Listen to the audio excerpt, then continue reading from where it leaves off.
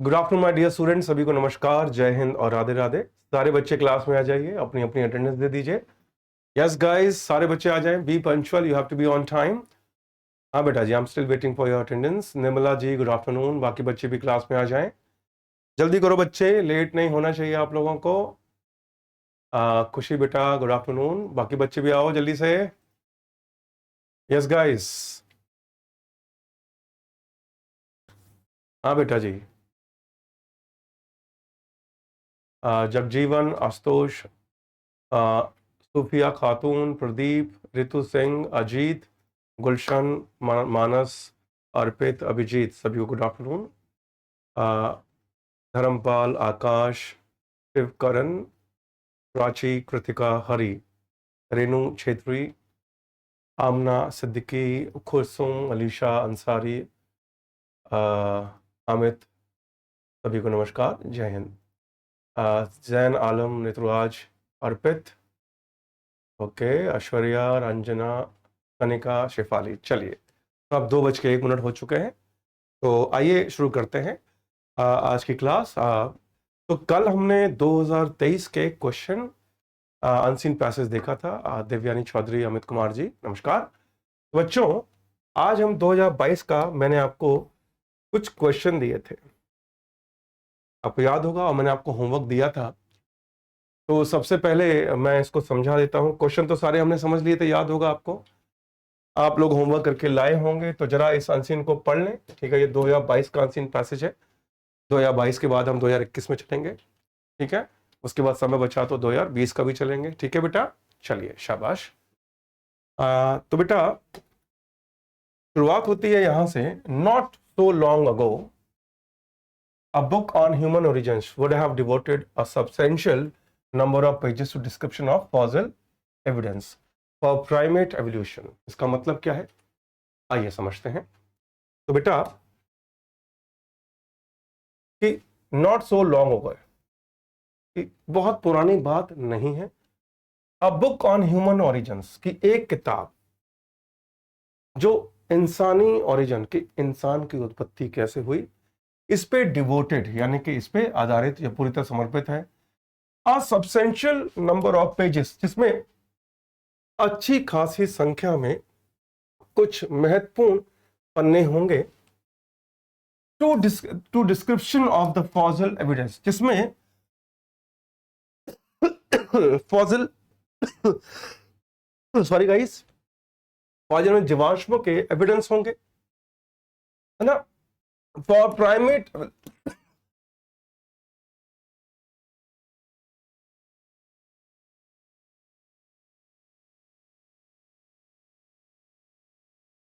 मैं माफी चाहूंगा बेटा, फॉर प्राइमेट एवोल्यूशन, जहां पर हमें उत्पत्ति के बारे में पूरे सबूत होंगे, जो उच्च वर्ग के बंदे, जो प्राइमेट हैं, उन पर आधारित होंगे। दिस वॉज इन पार्ट, ये हिस्सों में था, बिकॉज इट वॉज अज्यूम्ड, कि ऐसा माना गया, that at each stage of primate evolution, कि जब भी हर स्टेज पर, यानी हर उस पर स्टेज पर, हर मतलब की क्रम पर जब प्राइमेट का एवोल्यूशन हुआ होगा, one of the fossil primate would have been recognizable as the direct ancestor of modern humans।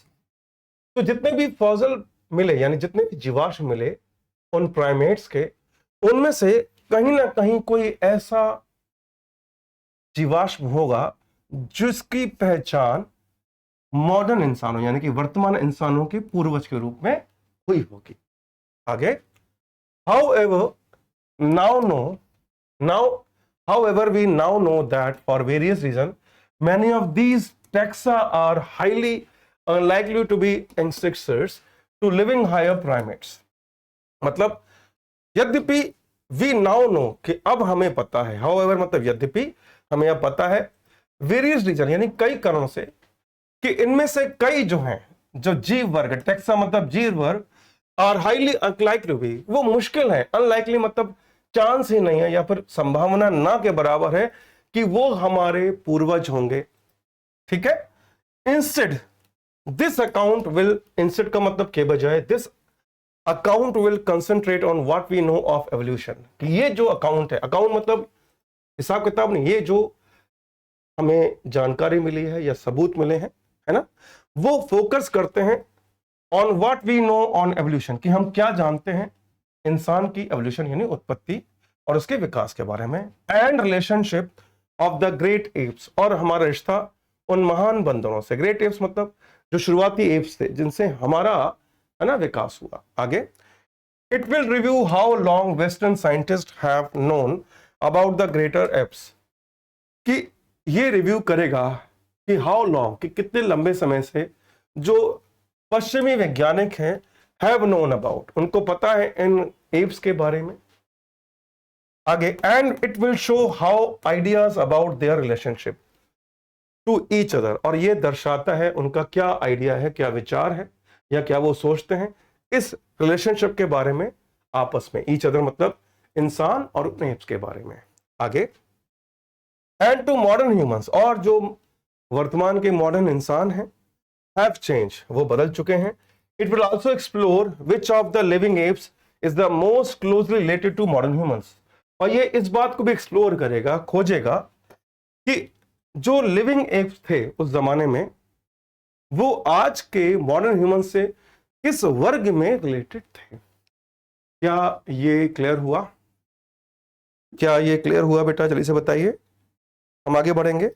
और मैंने आपको कल इसके क्वेश्चंस दिए थे इसके, और आपको होमवर्क दिया था, ठीक है, याद होगा आपको, आपने आंसर देने चाहिए थे। क्या मैं आगे बढ़ूं? क्लियर हो गया तो लिख दीजिए क्लियर। यहां तक क्लियर हो गया क्या?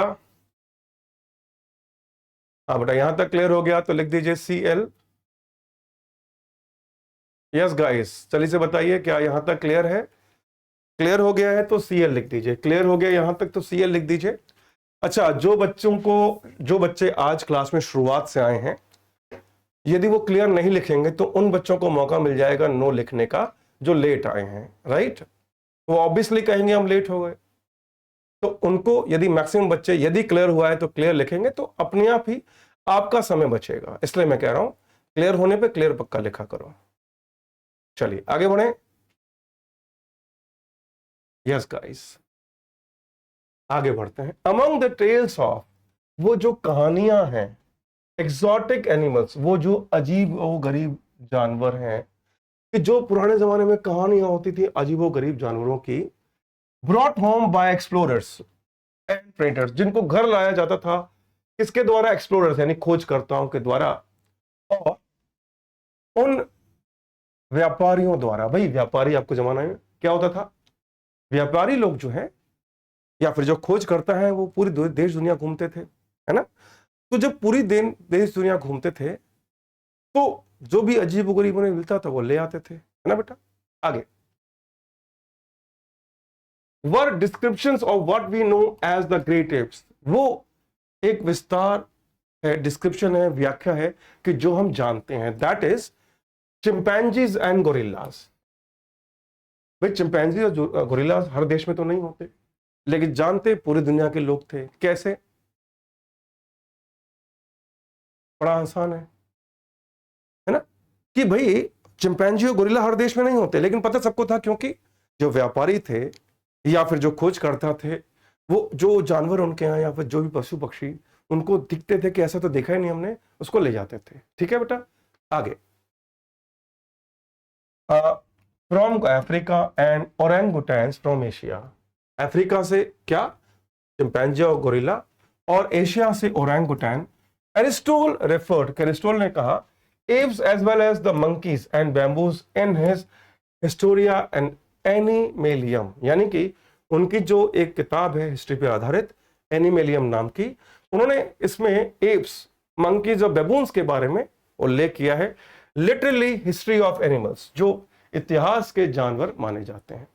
आगे, but his apes were the same as the apes dissected by early anatomists, यानी कि ये वही एप्स हैं जो अलग हुए थे पुराने एनोमोनिस्ट, यानी कि वो जो रचनाविद थे, which were short tailed macaque monkeys from North Africa, जो छोटी पूंछ के नॉर्थ अफ्रीका के मंकी से अलग थे। आगे बढ़े। अच्छा, एक बच्चा लिख रहा है सर 8वीं क्लास से पढ़ाओ। बेटा मैं 8वीं क्लास से नहीं पढ़ाऊंगा बेटा, ठीक है। उसके लिए आपको अलग से एनसीईआरटी की ग्रामर पढ़नी है, ठीक है। यहां पर मैं जो टारगेट कर रहा हूं वो है आपका एग्जाम, है ना, जो है मेंस का, ठीक है। जो आपके यूपीएससी आईएएस के मेंस में कंपलसरी इंग्लिश होती है, उस पर टारगेट कर रहे हैं, ठीक है बेटा।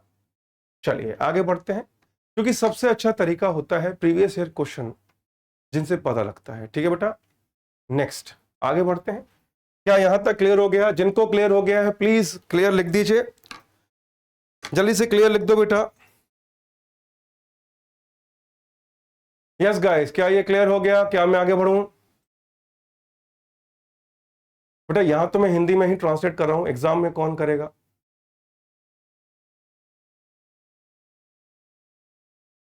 आकाश जी, आप कल का वीडियो देख लीजिए, मैंने बता रखा है कि एक आंसर कैसे एक्सपेंड करना है।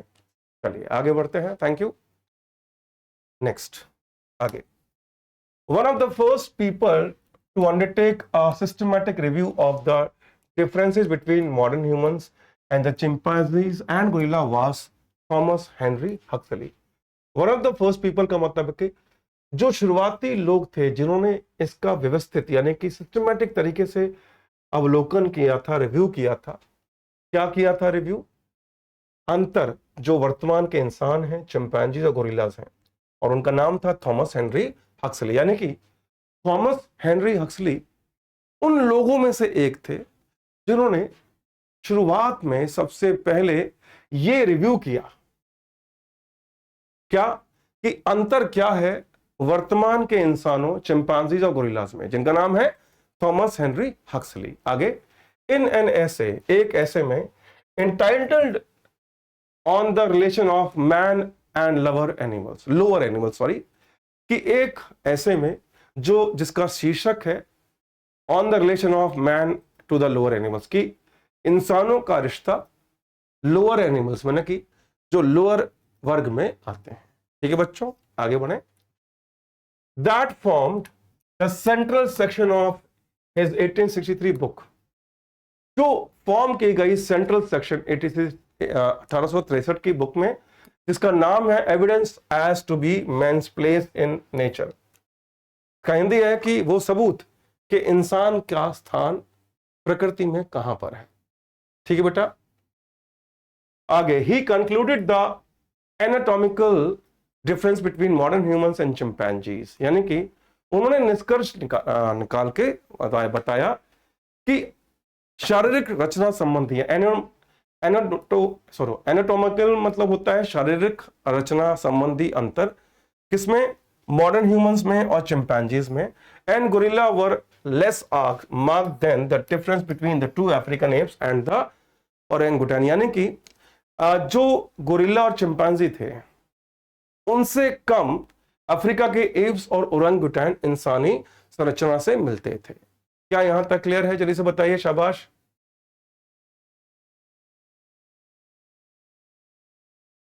हाँ बेटा, क्या यहां तक क्लियर हो गया? निशा पाल, थैंक यू। बच्चे जो लिख रहे हैं पीडीएफ नहीं मिली, उन्हें निशा पाल ने खुद ही जवाब दे दिया है कि पीडीएफ मिल गई है। थैंक यू निशा बेटा।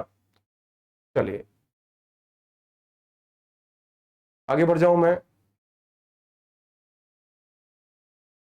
शाबाश बट्टो। चलिए आगे बढ़ते हैं, thank you. Next, Darwin used this evidence, कि डार्विन ने इस सबूत का इस्तेमाल किया in his the descent of man publish in 1871, कि जो किताब छपी, और किताब कब छपी? 1871 में। किताब का नाम क्या था? The descent of man. इसमें डार्विन ने ये एविडेंस का इस्तेमाल किया टू सजेस्ट दैट, ये सजेस्ट करने के लिए, because the African apes were morphological closer to modern humans, के जो अफ्रीकन एप्स हैं वो मोरोफोलॉजिकली यानी कि आकृति के विज्ञान के अनुसार इंसान की बनावट से ज्यादा करीब है to the only great ape known from Asia, जो इकलौता प्रजाति है एप की जो एशिया में जानी जाती है। The ancestors of modern humans were more likely to be found in Africa, कि जो वर्तमान आधुनिक समाज के जो इंसान हैं उनकी संभावना है कि वो, है ना, उनका संबंध किससे हो, अफ्रीका के उन एप से, देन एल्सवेयर, मतलब कहीं और के मुकाबले, यानी कि अफ्रीका के एप्स के मुकाबले बाकी लोग हैं उनका कोई संबंध नहीं लगता। डार्विन के अनुसार उनका कहना है कि जितना मेल अफ्रीका के एप्स खाते हैं इंसानों से, वर्तमान इंसानों से, उतना कहीं और के नहीं। ठीक है बेटा, आगे बढ़ते हैं। Next, this deduction played a critical role in pointing most researchers towards Africa। कि ये जो निष्कर्ष है, डिडक्शन मीन्स निष्कर्ष है, इसने एक क्रिटिकल रोल अपनाया या फिर क्रिटिकल रोल निभाया, मतलब जरूरी रोल निभाया, जो पॉइंट करता है रिसर्चर्स को अफ्रीका की तरफ, कि भाई अफ्रीका की तरफ ही जाएं, मतलब वहीं के जो एप्स हैं उन्हीं के बारे में अध्ययन करें। A likely place to find human ancestors, यानी कि जहां पर संभावना ज्यादा है कि वर्तमान इंसानों के पूर्वजों की खोज हो, पता लगे। आगे बढ़े। नेक्स्ट, यहां एस बी से पढ़ूंगा, उससे पहले सोनी बेटा थैंक यू। आपकी क्लास में कई बच्चे लिख रहे हैं कि कल की पीडीएफ नहीं मिली, लेकिन आपने लिखा है पीडीएफ मिल चुकी है। सोनी बेटा थैंक यू। तो जब भी आपकी क्लास में कोई लिखे पीडीएफ नहीं मिली, तो बेटा आप लिख दिया करो कि आपको मिल गई है। ठीक है बेटा, ताकि वो शांत हो जाए। ठीक है बेटा ना। देखो, किसी भी बच्चे को जो समझदार थोड़ा सा कम है या फिर ध्यान नहीं दे रहा है, उसको आप हेल्प कर दीजिए, बता दीजिए ना मिल गई है। ठीक है बेटा, तो जिनको मिल गई है, अच्छा दूसरी बात, आप लोग आखिरी के 10 मिनट में पीडीएफ मिली है कि नहीं ये सब लिखा करो। ठीक है, अब बेटा एंड में लिखा करो। अच्छा चलो, मैं आपका टाइम वेस्ट करता हूं, चलो मैं आपकी हेल्प करता हूं आपका टाइम वेस्ट करने में। अभी हम पढ़ लें या पीडीएफ पीडीएफ खेल लें, चलो बताओ। अभी जो पढ़ा रहा हूं वो पढ़ लें या पीडीएफ की माला जपनी है? चलो मैं आपका टाइम, अगर आपको टाइम वेस्ट करना ही है तो मैं बताता हूं ना, आपसे बेहतर मैं आपका टाइम वेस्ट कर सकता हूं, बताइए जरा। पीडीएफ डिस्कस करें? हाँ बेटा, पीडीएफ डिस्कस करें या आखिरी 10 मिनट में करें? जल्दी बताओ बेटा, टाइम वेस्ट करें आपका? मैं शायद आज छठी सातवीं बार बता रहा हूं कि पीडीएफ वगैरह ये सब डिस्कस बाद में करेंगे। ठीक है, बर्गर में आलू की पिट्टी क्यों होती है ये बाद में डिस्कस करेंगे। चाउमिन में चाउमिन क्यों नहीं कहते, चाउमो क्यों नहीं कहते, ये बाद में डिस्कस करेंगे। अरे चिंता मत करो, पढ़ा रहा हूं, टेंशन मत लो, पढ़ा रहा हूं। मगर जो आपकी क्लास में आए हैं बच्चे, जो एक स्पेशल कोर्स करके आए हैं कि क्लास का टाइम वेस्ट कैसे करें, उनको थोड़ा समझाना पड़ेगा ना, है ना बेटा? चिंता मत करो, पढ़ा रहा हूं, है ना? अगर डिस्कस ही करना है बेटा, टाइम वेस्ट करने को पीडीएफ पीडीएफ खेलना है तो चलो डिस्कस करें, हैं? चलो आगे बढ़ते हैं बेटा। तो आप सभी से नम्र निवेदन है कि जो भी पूछना है वो बाद में पूछिए, अभी पढ़ लें, अभी यहां पढ़ाई चल रही है, पीडीएफ पीडीएफ कर रहे हैं, पढ़ाई पे ध्यान दो बेटा। चलो आगे बढ़ते हैं, है ना? विश्वास मानना बेटा, सास भी कभी बहू थी, टीचर भी कभी स्टूडेंट था। अब विश्वास मानो, मुझसे ज्यादा शरारती आप नहीं होंगे। ठीक है, तो ध्यान से पढ़ लो। चलिए आगे, as we will see in the next chapter, कि जैसे कि हम नेक्स्ट चैप्टर में देखेंगे, those who consider the orangutan are closest relative look to south east Asia. कि as we will see in the next chapter, कि जैसा कि हम अगले चैप्टर में यानी अध्याय में देखेंगे कि जो ये मानते थे कि ओरंगुटैन हमारे सबसे करीबी रिश्तेदार हैं साउथ ईस्ट एशिया में, as the most likely place to find modern human ancestors, जो कहते हैं कि ज्यादा संभावना है कि वर्तमान इंसानों यानी मॉडर्न इंसानों के पूर्वज वहां हैं, इसके बारे में पढ़ने वाले हैं। आगे बढ़े बेटा, चलिए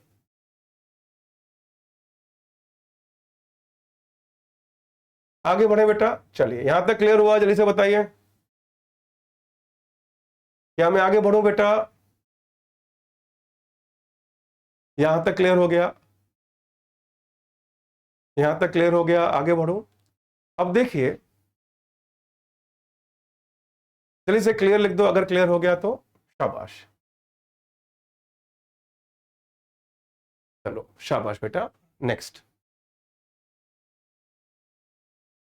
अब देखिए यहां जो है आप लोग केवल अर्थ समझें, क्योंकि मैं देख रहा हूं जिन बच्चों की अंग्रेजी थोड़ी बेहतर है वो शांति से पढ़ रहे हैं, जिनकी कमजोर है वो अभी नाउन टेंस पढ़ना चाहते हैं। बेटा ये यूपीएससी क्लास है, यहां पर आपको क्या मैं ये सिखाऊं जेंडर कितने होते हैं, या मैं ये सिखाऊं कि मनी काउंटेबल है कि अनकाउंटेबल। हाँ, यहां पर ये करो शांति से। एनसीईआरटी की किताबें पढ़ो ग्रामर की, ठीक है बेटा। चलिए आगे बढ़ते हैं। नेक्स्ट, डेवलपमेंट्स इन बायोकेमिस्ट्री के जो विकास हुआ है किसमें, जैव रसायन यानी बायोकेमिस्ट्री में। एंड इम्यूनोलॉजी, इम्यूनोलॉजी मतलब प्रतिरक्षा विज्ञान। प्रतिरक्षा विज्ञान क्या होता है भाई, हमारे खून में वाइट ब्लड सेल होता है जो किसी भी एंटीबॉडी का विरोध करता है, ठीक है बेटा। तो बेटा कि विकास में किसके, जैव रसायन यानी बायोकेमिस्ट्री में और इम्यूनोलॉजी में during the first half of 20th century. कब, पहले हिस्से में, 20वीं शताब्दी के पहले हिस्से में अलाउड द सर्च, उसने अलाउ किया द सर्च फॉर एविडेंस, कि सबूतों की खोज के लिए अबाउट द नेचर, कि प्रकृति में ऐसे क्या सबूत हैं जो वर्तमान इंसान को उनके पूर्वज खोजने में आसान करे।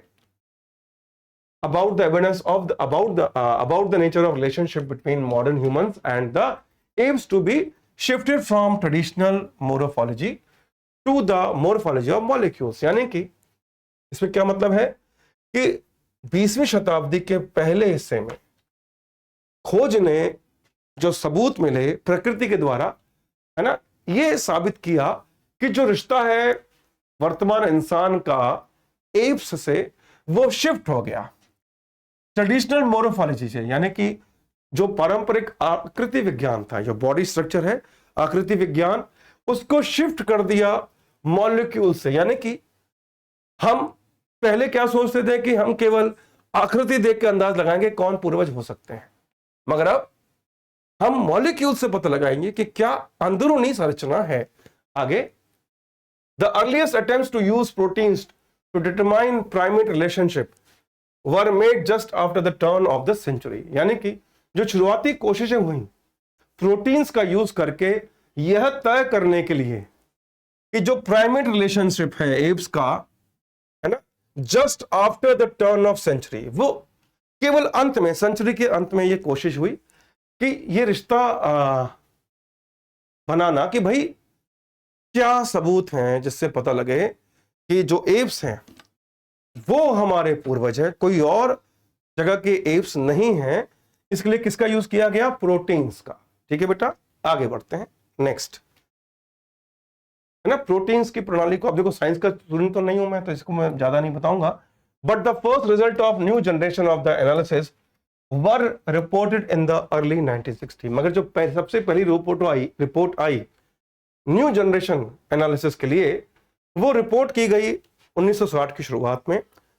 फेमस यूएस बायोकेमिस्ट ल्यूनस पॉलिंग, कि जो प्रसिद्ध बायोकेमिस्ट हैं ल्यूनस पॉलिंग, कॉइन द नेम, उन्होंने एक नाम पेश किया। कॉइन द नेम मतलब नया नाम रखना, मॉलिक्यूलर एंथ्रोपोलॉजी यानी आणविक मानव शास्त्र, for this area of research. इस रिसर्च के क्षेत्र को क्या नाम रखा उन्होंने, मॉलिक्यूलर एंथ्रोपोलॉजी। क्लियर हो गया बेटा, आगे बढ़े। मोहित गुप्ता अनुवाद मैं कर रहा हूं, आप बेटा फालतू में मेहनत ना करें। क्या मैं आगे बढ़ूं बच्चों, यहां तक क्लियर हो गया? क्या मैं आगे बढ़ जाऊं बेटा? जल्दी से बताइए बेटा, जिनको क्लियर हो गया है CL लिख दीजिए। CL, केवल CL लिखना, yes sir, burger sir, chowmein sir, चश्मा सर, नहीं कुछ नहीं, केवल CL लिखा करो। और अपना टाइम और बचाना है तो केवल N लिख दिया करो, N यानी नेक्स्ट।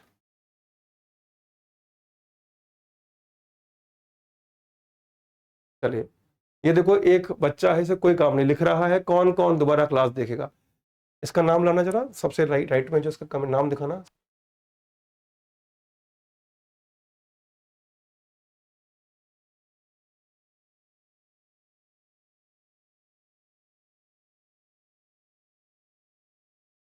बेटा जो रंजीत कुमार जी ये लिख रहे हैं कौन कौन दोबारा क्लास देगा, बेटा कौन हो तुम?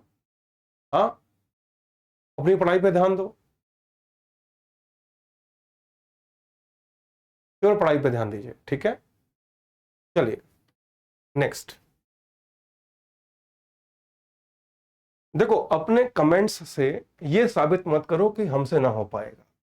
बेटा आपके कमेंट्स बता देते हैं कि आप कितने पानी में हैं, ठीक है? चलो बच्चे लिख रहे हैं चाउमिन सर, बर्गर सर। हाँ, क्यों लिख रहे हो? या तो CL लिखो या N लिखो बस।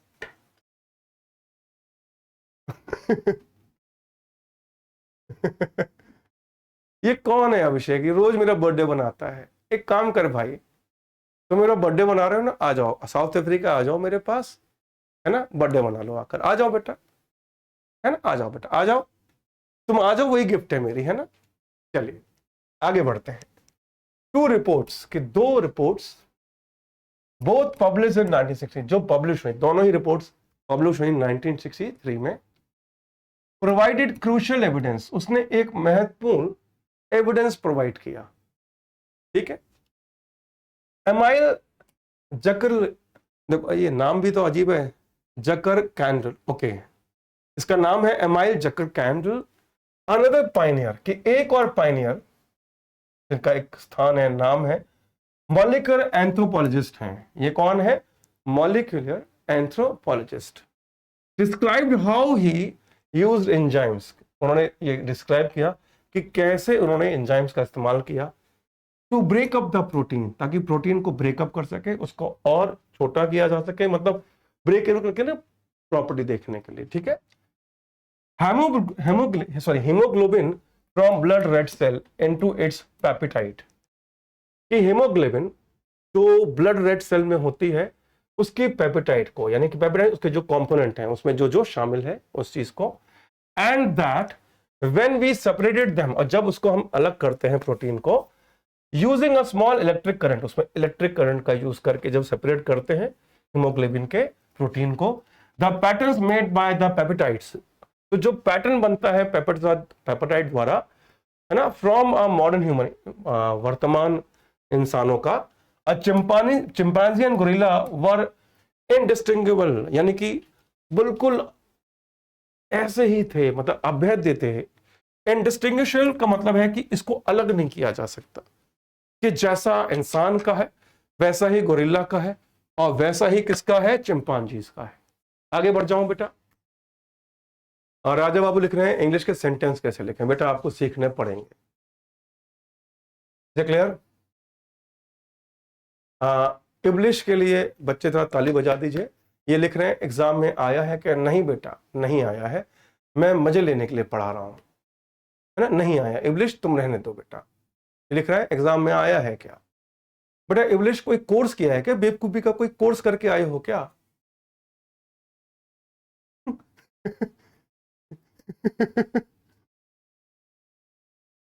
चलो आगे बढ़ते हैं बच्चों। नहीं बेटा शिवानी जी, मैं आपको अनुवाद नहीं सिखाऊंगा बेटा, ना, दिस इज नॉट अनुवाद की क्लास। अनुवाद आप खुद सीखें, ठीक है? हाँ ग्रामर मैं सिखाऊंगा, अनुवाद थोड़ी सिखाऊंगा मैं। अब बच्चा कह रहे हैं इसको पढ़ें कैसे, मैं पढ़ना थोड़ी सिखाऊंगा बेटा। चलिए आगे बढ़ते हैं।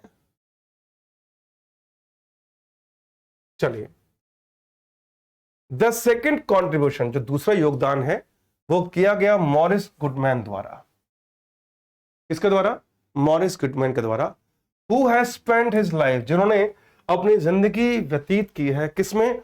वर्किंग ऑन मॉलिक्यूलर एंथ्रोपोलॉजी, की पूरी जिंदगी उन्होंने मॉलिक्यूलर एंथ्रोपोलॉजी पर अध्ययन किया।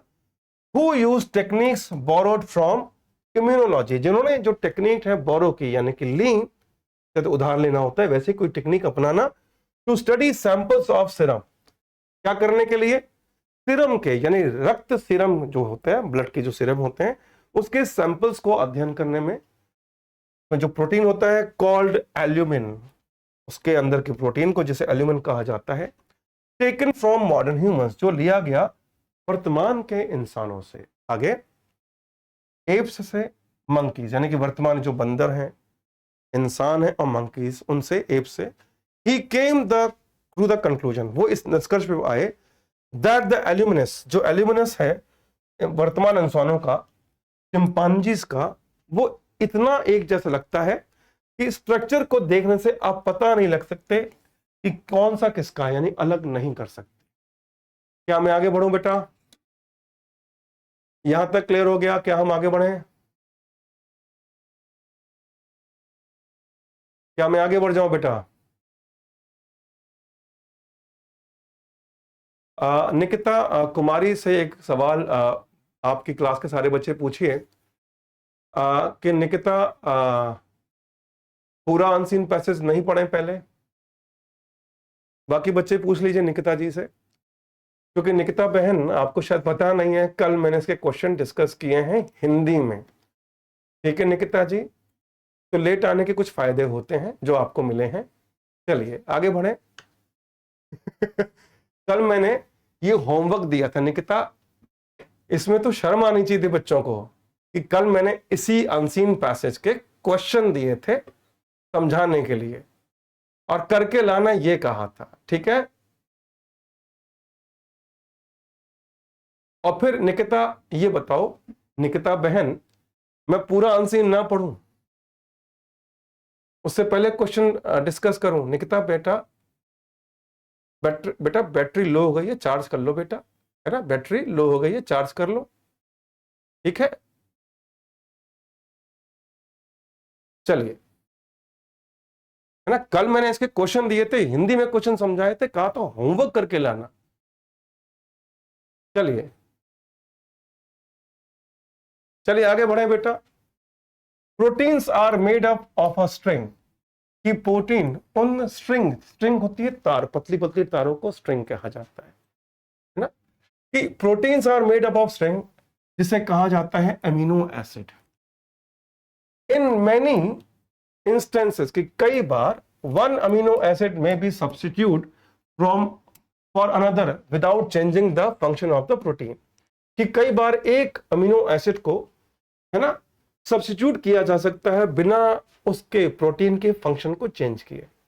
आगे इन 1960 एंड 1970 विंस सारा, ये नाम है, एलन विंसन ये भी नाम है, टू बर्कली बायोकेमिस्ट, जो बर्कली स्थान के, बर्कली जगह का नाम है, उसके बायोकेमिस्ट थे, interested in primate and human evolution, जो इंटरेस्टेड थे शुरुआती बंदरों और ह्यूमन एवोल्यूशन के लेकर, एक्सप्लॉइटेड, यानी उन्होंने फायदा उठाया, दीज माइनर वेरिएशन, उन्होंने इन छोटे छोटे वेरिएशन का फायदा उठाया, यानी कि पता लगाया, in order to determine evolutionary history, ताकि वो मानव के विकास के हिस्ट्री को क्या कर सकें, इसको वो लोग समझ सकें। समझ में आ गया? आगे, and therefore presumably evolutionary history of the taxa being sampled, यानी कि एवोल्यूशनरी जो हिस्ट्री है उसका सैंपल लिया गया। They too concluded that modern humans and African apes work very close, उन्होंने भी निष्कर्ष निकाला कि मॉडर्न ह्यूमन और जो अफ्रीकन एप्स हैं वो काफी करीब हैं। क्या ये क्लियर हो गया? क्या हम आगे बढ़ जाएं? बेटा प्राइमेट की हिंदी मैंने बता दी है पिछले पन्ने पे, आपको ध्यान रखनी चाहिए। हाँ बेटा जल्दी से बताइए, क्या हम आगे बढ़ें? शाबाश बच्चों, क्या मैं आगे बढ़ जाऊं? देखो बेटा, अच्छा ये बताइए, आप में से कौन कौन सा बच्चा साइंस का स्टूडेंट है, जिसने 12th तक साइंस की है? जल्दी से बताओ जरा। देखो बेटा, ये आपकी किस्मत रहेगी, अगर साइंस पे बेस और आपने अगर आर्ट्स किया है तो कोई फायदा नहीं है।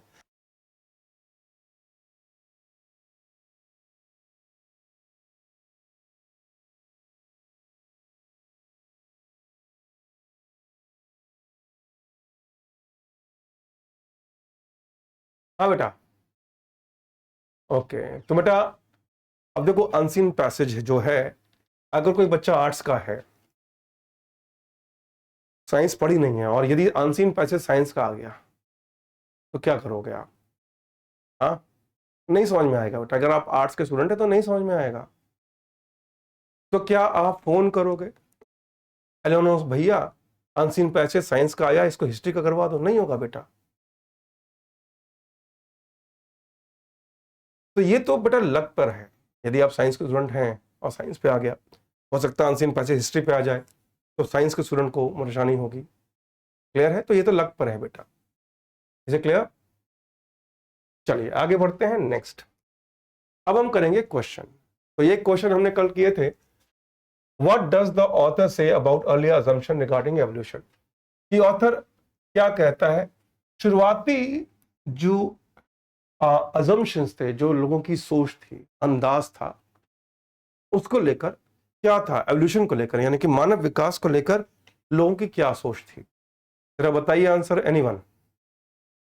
हाँ बेटा जरा आंसर बताइए, इसका आंसर क्या हो सकता है। सब बच्चे एक एक सेंटेंस लिखिए, जरा कम से कम एक सेंटेंस लिखिए। नहीं बेटा सचिन, मैं अनुवाद नहीं सिखाऊंगा, आई एम सॉरी, मैं अनुवाद नहीं सिखाऊंगा बेटा।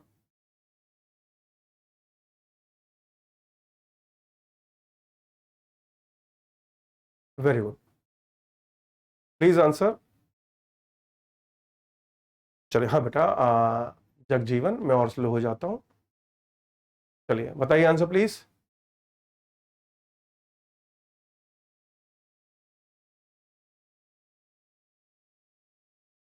बेटा आपको इसके लिए क्या करना होगा, आपको शब्दकोश बढ़ाना होगा।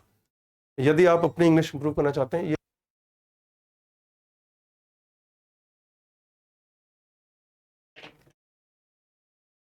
हाँ बेटा समझना पड़ेगा, फायदा नहीं है बेटा तो फिर क्या करें, है ना। ये तो तय ना तो आप कर सकते हैं ना मैं कर सकता हूं कि आपके एग्जाम में अनसीन पैसेज थे, जो अनसीन पैसेज जो हैं वो हिस्ट्री का आ सकता है, ज्योग्राफी का आ सकता है, सोशल साइंस का आ सकता है, साइंस। वोकैबुलरी कहाँ से पढ़े हैं बेटा? मैं 7वीं बार बता रहा हूं, इंडियन एक्सप्रेस, इंडियन एक्सप्रेस और द हिंदू, इस अखबार को पढ़िए और जो भी शब्द नहीं आता डिक्शनरी में उसका मीनिंग देखिए। ठीक है बेटा।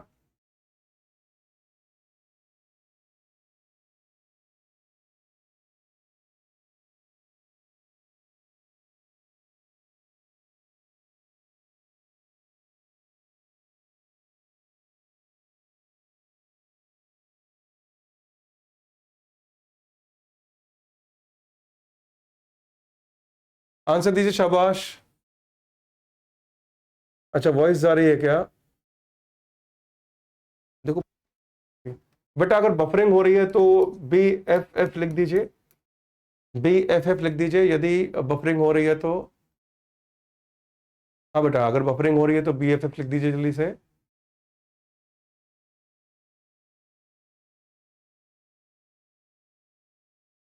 बेटा एक बार रिफ्रेश कर लीजिए, मेरे को अभी टेक्निकल एक्सपर्ट ने कहा है कि रिफ्रेश कर लीजिए, कि कई बच्चे नो बी एफ एफ लिख रहे हैं। रिस्टार्ट करो बेटा, रिस्टार्ट करो। देखो गुंजन कह रही है क्लियर चल रही है, अंजलि कह रही है क्लियर चल रही है, कई बच्चे कह रहे हैं रिफ्रेश। देखो जितने बच्चे लिख रहे हैं ना रिफ्रेश कर लो, वो आपको बता रहे हैं कि रिफ्रेश कर लो भैया, रिफ्रेश कर लीजिए जरा। देखो आपकी क्लास में जो बच्चे लिख रहे हैं ना क्लियर है। अच्छा एक काम करो, जिनको क्लियर हो गया है, सब कुछ साफ साफ चल रहा है वीडियो, वो एलसी लिख दीजिए, एलसी मतलब लाउड एंड क्लियर। जिनको वीडियो साफ साफ दिख रहा है, ऑडियो वीडियो दोनों, वो लिख दीजिए एलसी यानी लाउड एंड क्लियर, एलसी लिख दीजिए, एलसी।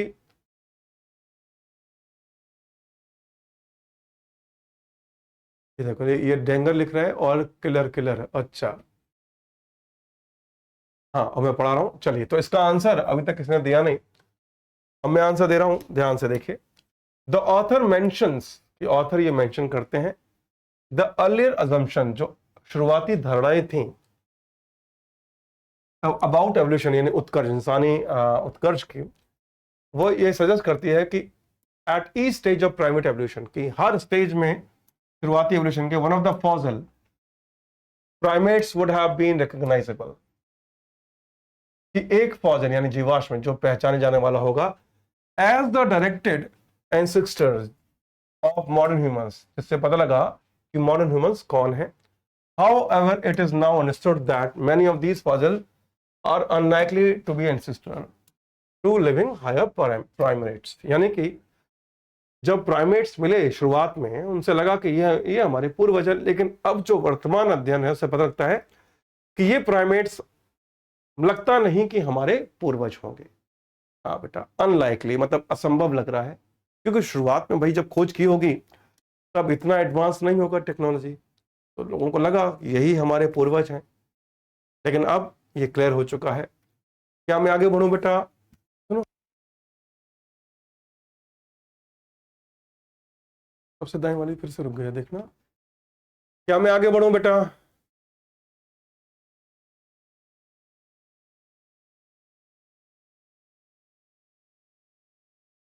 हाँ बिल्कुल, क्या मैं आगे बढ़ूं बेटा? कॉपी में आंसर लिखवाऊं कोमल बेटा? अगर मैं इसका कॉपी में आंसर लिखवाऊंगा बेटा, पीडीएफ मिल जाएगी, चिंता क्यों कर रहे हो? आंसर लिखवाऊं मैं बेटा? आंसर लिखवाने से आपका टाइम वेस्ट होगा बच्चे। अगला question, according to the author how are modern humans apes related? के लेखक के अनुसार कैसे वर्तमान इंसान और जो एप्स हैं वो आपस में रिलेटेड हैं? आंसर दीजिए, शाबाश, आंसर दीजिए प्लीज, शाबाश बेटा।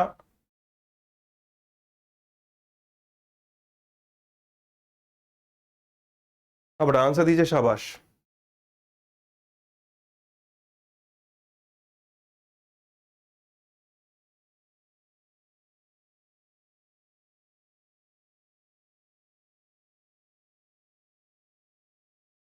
अब देखो दीपक कह रहे हैं ये आसान है, वेरी गुड, आंसर दीजिए, शाबाश बेटा।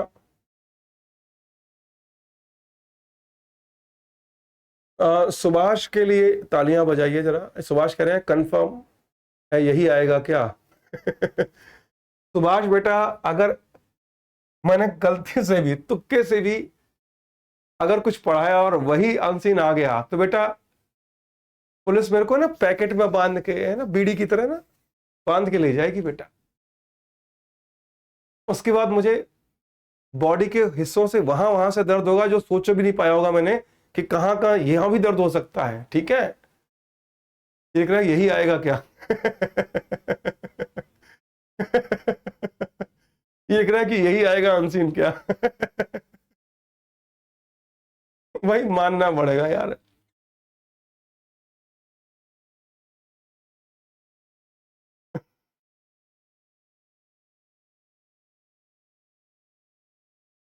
बेटा अगर जो क्वेश्चन मैंने कराए हैं ना वही आ गए ना, तो मैं तो पुलिस में जाऊंगा, मतलब जेल में जाऊंगा। फिर आप लोग है ना जितने बच्चे तैयारी कर रहे हैं वो सारे 3-3 दिन के लिए है ना घूमने आएंगे जेल में कि गुरुजी बता दो नोट्स में। तो जेल में रह के भी मैं और वो कमा लूंगा, है ना? चलो। है ना, जेल में भी पढ़ने आओगे मुझसे कि गुरुजी ने जो पढ़ाया था वही आता है, चलो जेल चलते हैं। चलो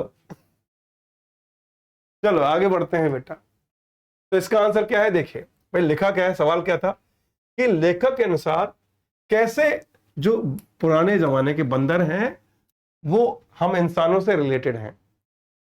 आइए समझते हैं इसको, है ना।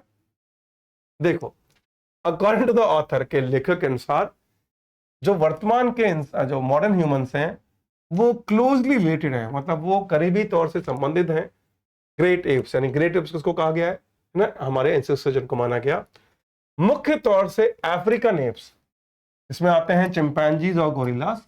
यानी मुख्य तौर से अफ्रीका के बंदर जिनमें चिंपांजी और गोरिल्ला आते हैं।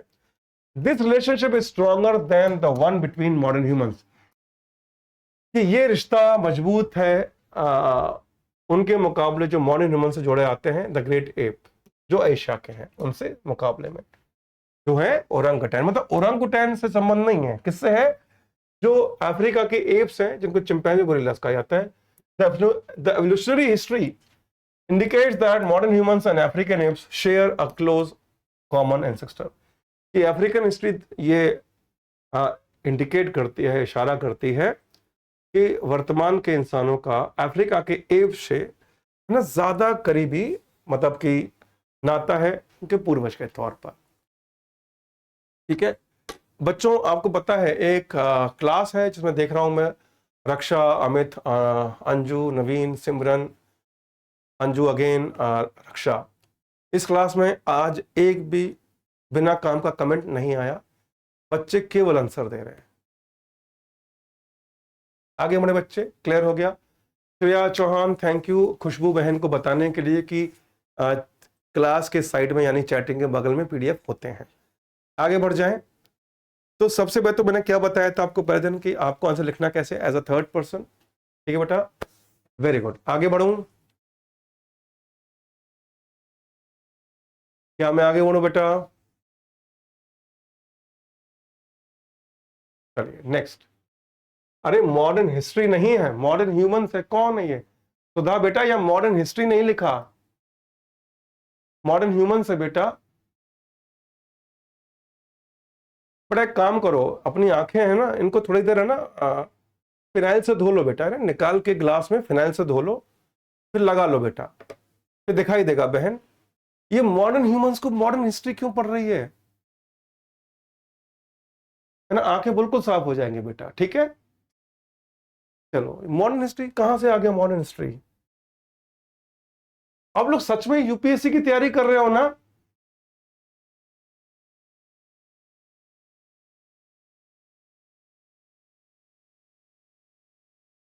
चलिए बेटा नेक्स्ट।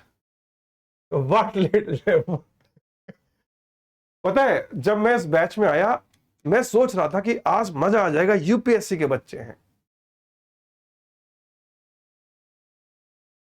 यूपीएससी के बच्चे। अरे नहीं समझ में आया वो तो मानता हूं, वो जेन्युइन चीज है, दिखाई नहीं दे रहा।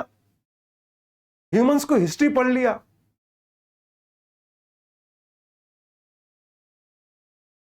चलो आगे बढ़ते हैं नेक्स्ट।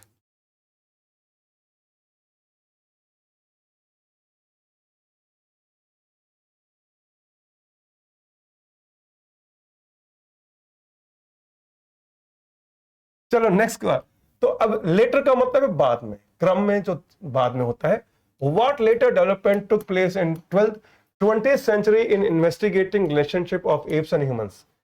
कि 20वीं शताब्दी में क्या हुआ इन्वेस्टिगेशन में, है ना, क्या विकास हुआ, क्या डेवलपमेंट हुआ या क्या बदलाव हुए इस क्षेत्र में, किसके क्षेत्र में, इंसानों और एप्स के रिलेशन को लेकर क्या डेवलपमेंट हुए। पता है आज परेशानी क्यों हो रही है अनसीन पैसेज करने में? क्योंकि साइंस पे बेस है।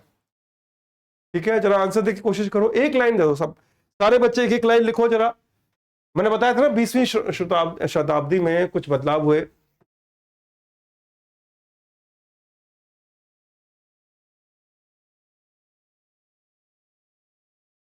अच्छा आपसे निवेदन है, जैसे मधु मौर्य या बाकी बच्चे, एक बात मानोगे मेरी, कोई बच्चा कुछ भी मैसेज करे आपको रिप्लाई मत करो बेटा। ठीक है, डोंट रिप्लाई। अंकित का आंसर है बायोलॉजिकल। बाकी बच्चे बताइए। हेमोग्लोबिन ऑफ ह्यूमन, और कोई बताएगा? The author says that modern human related. Sachin thank you. Technology Madhu thank you. Development in biochemistry okay. Nikhil कह रहे हैं माइंड में नहीं आ रहा है, कोई बात नहीं बेटा, कोशिश करो लाने की।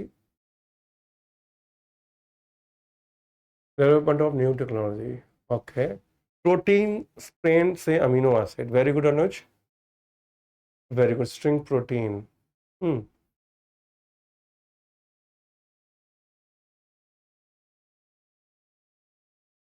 चलिए तो आइए बच्चों इसका आंसर देखते हैं। देखो देखो बेटा, मैं समझ सकता हूं ये टफ आ गया। देखो 2022 में जिन्होंने एग्जाम दिया होगा उनका दिमाग खराब हो गया होगा, यदि उन्होंने साइंस के स्टूडेंट नहीं होंगे, या फिर साइंस के स्टूडेंट होंगे लेकिन जिन्होंने अखबार पढ़ा होगा उनको परेशानी नहीं होगी। आर्ट्स के बच्चों को भी परेशानी नहीं हुई होगी यदि उन्होंने अखबार पढ़ा होगा। बेटा पढ़ना जरूरी है। तो देखो कि इन 20th सेंचुरी की 20वीं शताब्दी में डेवलपमेंट इन बायोकेमिस्ट्री, देखो कई बच्चों ने बायोकेमिस्ट्री बिल्कुल सही लिखा था, biochemistry and immunology allow researchers to investigate, ये मतलब कि बायोकेमिस्ट्री के डेवलपमेंट और इम्यूनोलॉजी यानी प्रतिरक्षा विज्ञान के डेवलपमेंट ने रिसर्चर्स को सहायता की कि वो इन्वेस्टिगेट कर सके रिश्ता किसका, इंसानों का एप से एट अ मॉलिक्यूलर लेवल, किसके आणविक स्तर पर। The focus shifted from traditional morphological studies to molecular analysis, कि जो फोकस था पहले वो क्या था, मोर्फोलॉजिकल स्टडीज, वो किस में शिफ्ट हो गया, मॉलिक्यूलर एनालिसिस में, including the study of protein, जिसमें शामिल था study of proteins structure and to determine evolutionary relationship, और जो तय कर सके विकास के रिश्ते को। क्लियर हो गया? अब लिखना तो इंग्लिश में है, आगे बढ़े। वेरी गुड, मैं देख पा रहा हूं 99% बच्चों ने जिन्होंने आंसर दिया उनकी बात कर रहा हूं, बहुत अच्छा लिखा है। अब इसी की को ज्वाइन कर देना भाई, अनसीन तो आपके साथ ही होगा। आगे बढ़े बेटा। सोनाक्षी बेटा, मैंने कल भी बताया था, यदि आपको यकीन है कि आपका आंसर सटीक है तो 50 वर्ड्स काफी हैं, अदरवाइज 60-70 वर्ड्स से ज्यादा बिल्कुल नहीं जाना, 50 वर्ड्स एवरेज रखो, ज्यादा अच्छा रहेगा। चलिए आगे बढ़ते हैं। What were the attempts made to use protein to determine primate relation, कि क्या क्या कोशिशें की गई प्रोटीन्स को यूज करके ताकि प्राइमेट रिलेशनशिप को जोड़ा जा सके। आंसर दीजिए प्लीज। थैंक यू अंकित। अब देखो कोमल लिख रही है यस सत्यम भाई, ये देखो बातें कर रहे हैं, सेटिंग नहीं। मैंने आज तक किसी को मैंने उन बच्चों को सिलेक्शन होते नहीं देखा जो चटियाते रहते हैं। यहां तो क्लास है, यहां तो चैटिंग मत करो बेटा, पढ़ लो।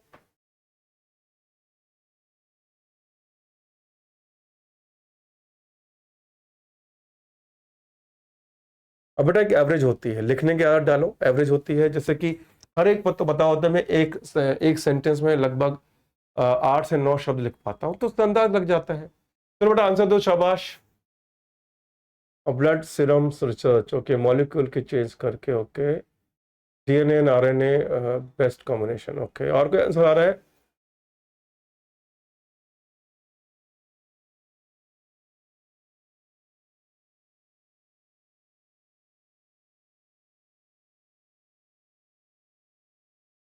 सत्यम Mishra, no chatting.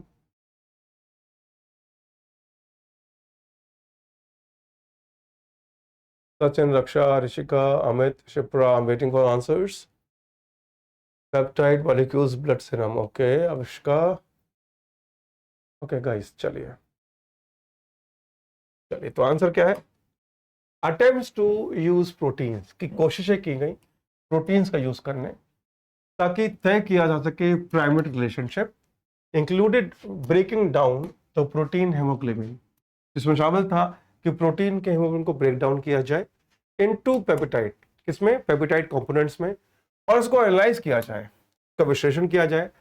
Lines Pauling coined the term, उन्होंने एक टर्म इजाद किया था, मॉलिक्यूलर एंथ्रोपोलॉजी, है ना, जिसको बोलते हैं आणविक मानव विज्ञान। For this research area Emil Zuckerkandl and Morris Goodman conducted pioneering studies, इसमें एक प्रमुख जो स्टडी है वो कंडक्ट की with Goodman using immunological techniques, Goodman भी थे, तो यूज की क्या, इम्यूनोलॉजिकल टेक्निक टू कंपेयर एलिमेंट प्रोटीन्स, जिसमें तुलना की जा सके एलिमेंट प्रोटीन्स की इंसानों से, जानवरों से, बंदरों से, है ना, concluding that human and chimpanzees albumins were structurally indistinguishable, यानी कि जिसमें निष्कर्ष निकलता है इंसान चिंपैंजी जो है स्ट्रक्चरली एक जैसे हैं, बिल्कुल अलग नहीं। Very good Muskan, Anju and Shipra, मैं समझ पा रहा हूं। देखो बेटा मैं आपको एक ही बात कहूं,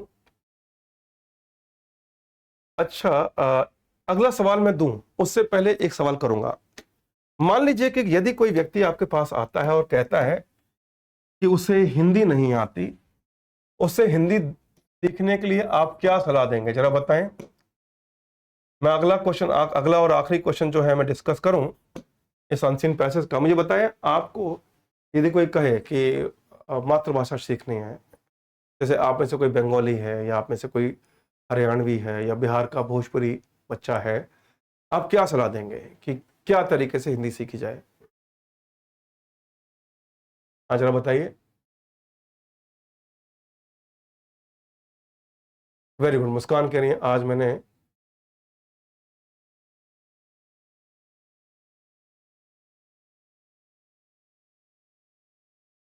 तो देखो बेटा, यदि आप कोई आएगा और उससे कहोगे कि भाई, उस वो अगर पूछेगा कि हिंदी कैसे सीखें, तो आप क्या कहोगे? भैया पहला है वोकैब यानी शब्दकोश, शब्दकोश बढ़ाओ। दूसरा क्या है? टेंसेस, इसको इंप्रूव करो। बाकी चीजें 100% जरूरी हैं। वोकैब और टेंस ये बेसिक चीज, ठीक है। वोकैब और टेंस कहां से मिलेंगे? अगला सवाल। तो मैंने क्या बताया? न्यूज़पेपर। अखबार भी कौन सा? इंडियन एक्सप्रेस और द हिंदू। पढ़ो। पढ़ते समय जो वर्ड आपको शब्द नहीं आता वो शब्द लिखो, उसके बाद उसका अनुवाद लिखो हिंदी में, उसके बाद उसके कम से कम 2 सिनोनिम यानी पर्यायवाची और 2 एंटोनिम यानी कि विलोम लिखो। उसके बाद उस शब्द का वाक्य प्रयोग लिखो, उस शब्द का वाक्य प्रयोग लिखो।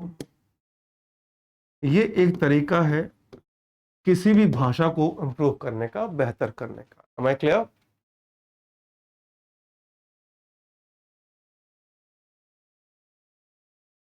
Simple logic.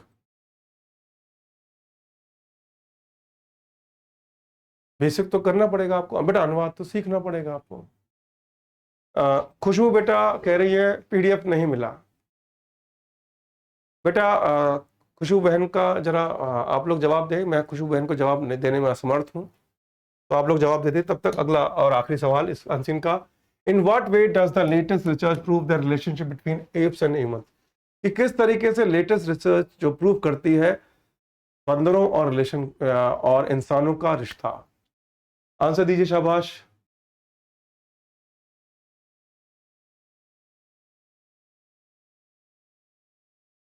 हाँ जरा बेटा आंसर दीजिए प्लीज।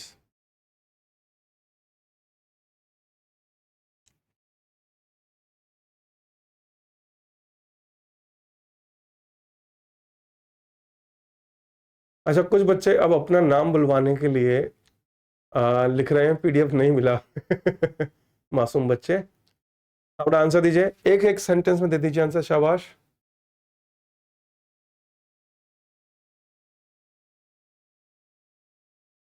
सुधा ने आंसर दे दिया है, R S factor.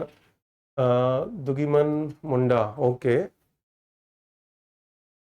Hemant, Avanshika, Nilesh,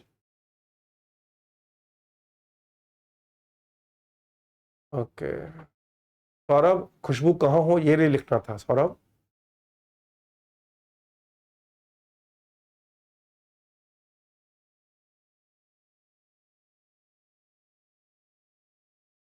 very sample, okay.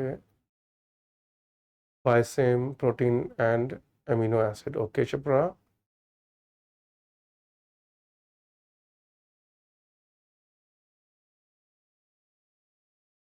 चलिए आगे बढ़ते हैं।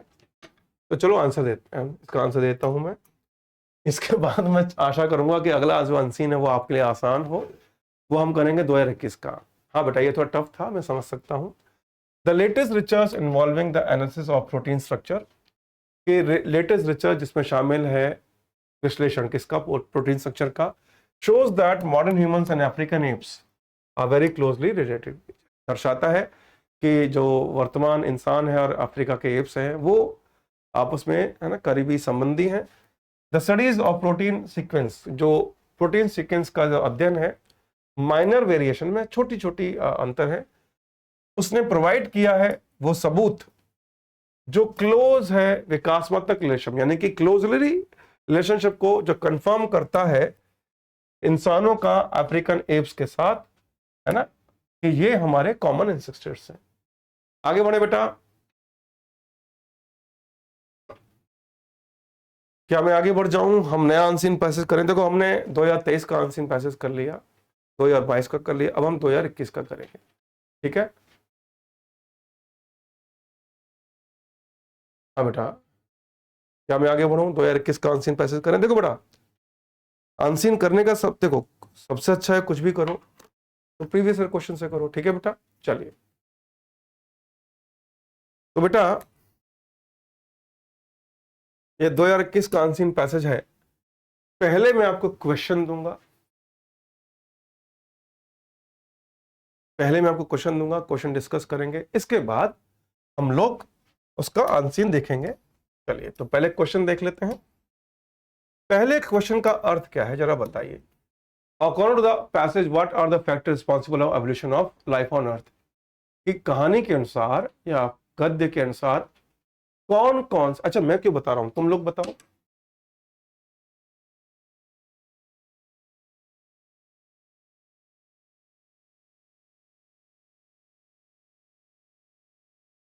अब मैं क्यों बता रहा हूं, तुम लोग बताओ। आप चाहे तो हिंदी में बता सकते हैं, आप चाहे तो इंग्लिश में बता सकते हैं, इसका मीनिंग क्या है? हाँ मैं करूंगा, रेणु कुमारी जी मैं करूंगा, आप लोग बताओ जरा।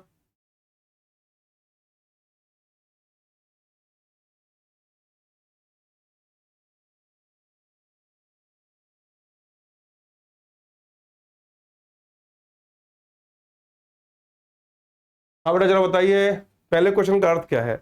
मैं टाइमर शुरू कर देता हूं, आपके पास मैक्सिमम 50 सेकंड है मुझे इसका अर्थ बताने में। चलिए बताइए।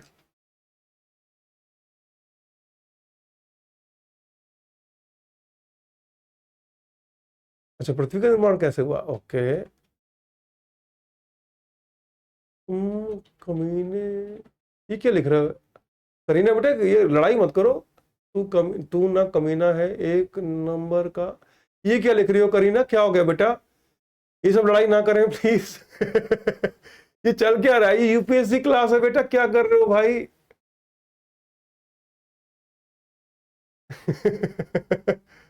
ये चल क्या रहा है? करीना बेटा क्या हुआ? मुझे बताओ जरा क्या हुआ है भाई। चलो, अकॉर्डिंग टू द पैसेज की कहानी के अनुसार या पैसेज यानी गद्य के अनुसार वो कौन से तथ्य हैं जो जिम्मेदार हैं धरती पर एवोल्यूशन के, यानी कि मानव विकास या फिर जीव जंतुओं के विकास के लिए कौन कौन से तथ्य जिम्मेदार हैं? ठीक है, वो कौन कौन से कारण हैं जिसके कारण धरती पर जीवन आया, जीवन का विकास हुआ। पहले क्वेश्चन का अर्थ क्लियर है? क्या पहले क्वेश्चन का अर्थ क्लियर है? आगे बढ़ जाऊं मैं? हाँ बेटा, मुझे मगर बताऊं कमाल की बात, 99% बच्चों ने मुझे इस क्वेश्चन का अर्थ सही दिया। आगे बढ़ जाएं, क्लियर हो गया पहले क्वेश्चन। चलिए अब हम करेंगे सेकंड क्वेश्चन को समझ लेते हैं। ठीक है, सेकंड क्वेश्चन देखिए। Why does the author mean by environmental breakdown, what are the impact? इसका अर्थ क्या बताना। हाँ, अभी मैंने देखा था कुछ विद्वान जन हिंदी में अनुवाद कर रहे थे इसका, करो जरा बताओ।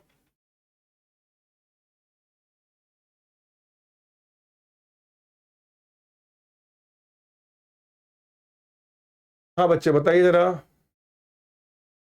रेंसी कह रही है 12th क्लास में चैप्टर है, वेरी गुड बेटा।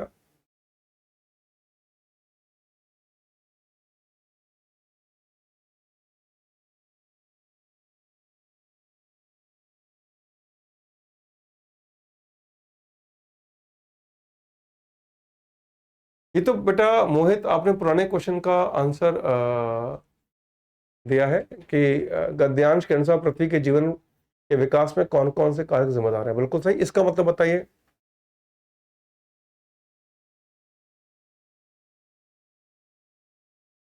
हाँ जरा बताइए, शाबाश।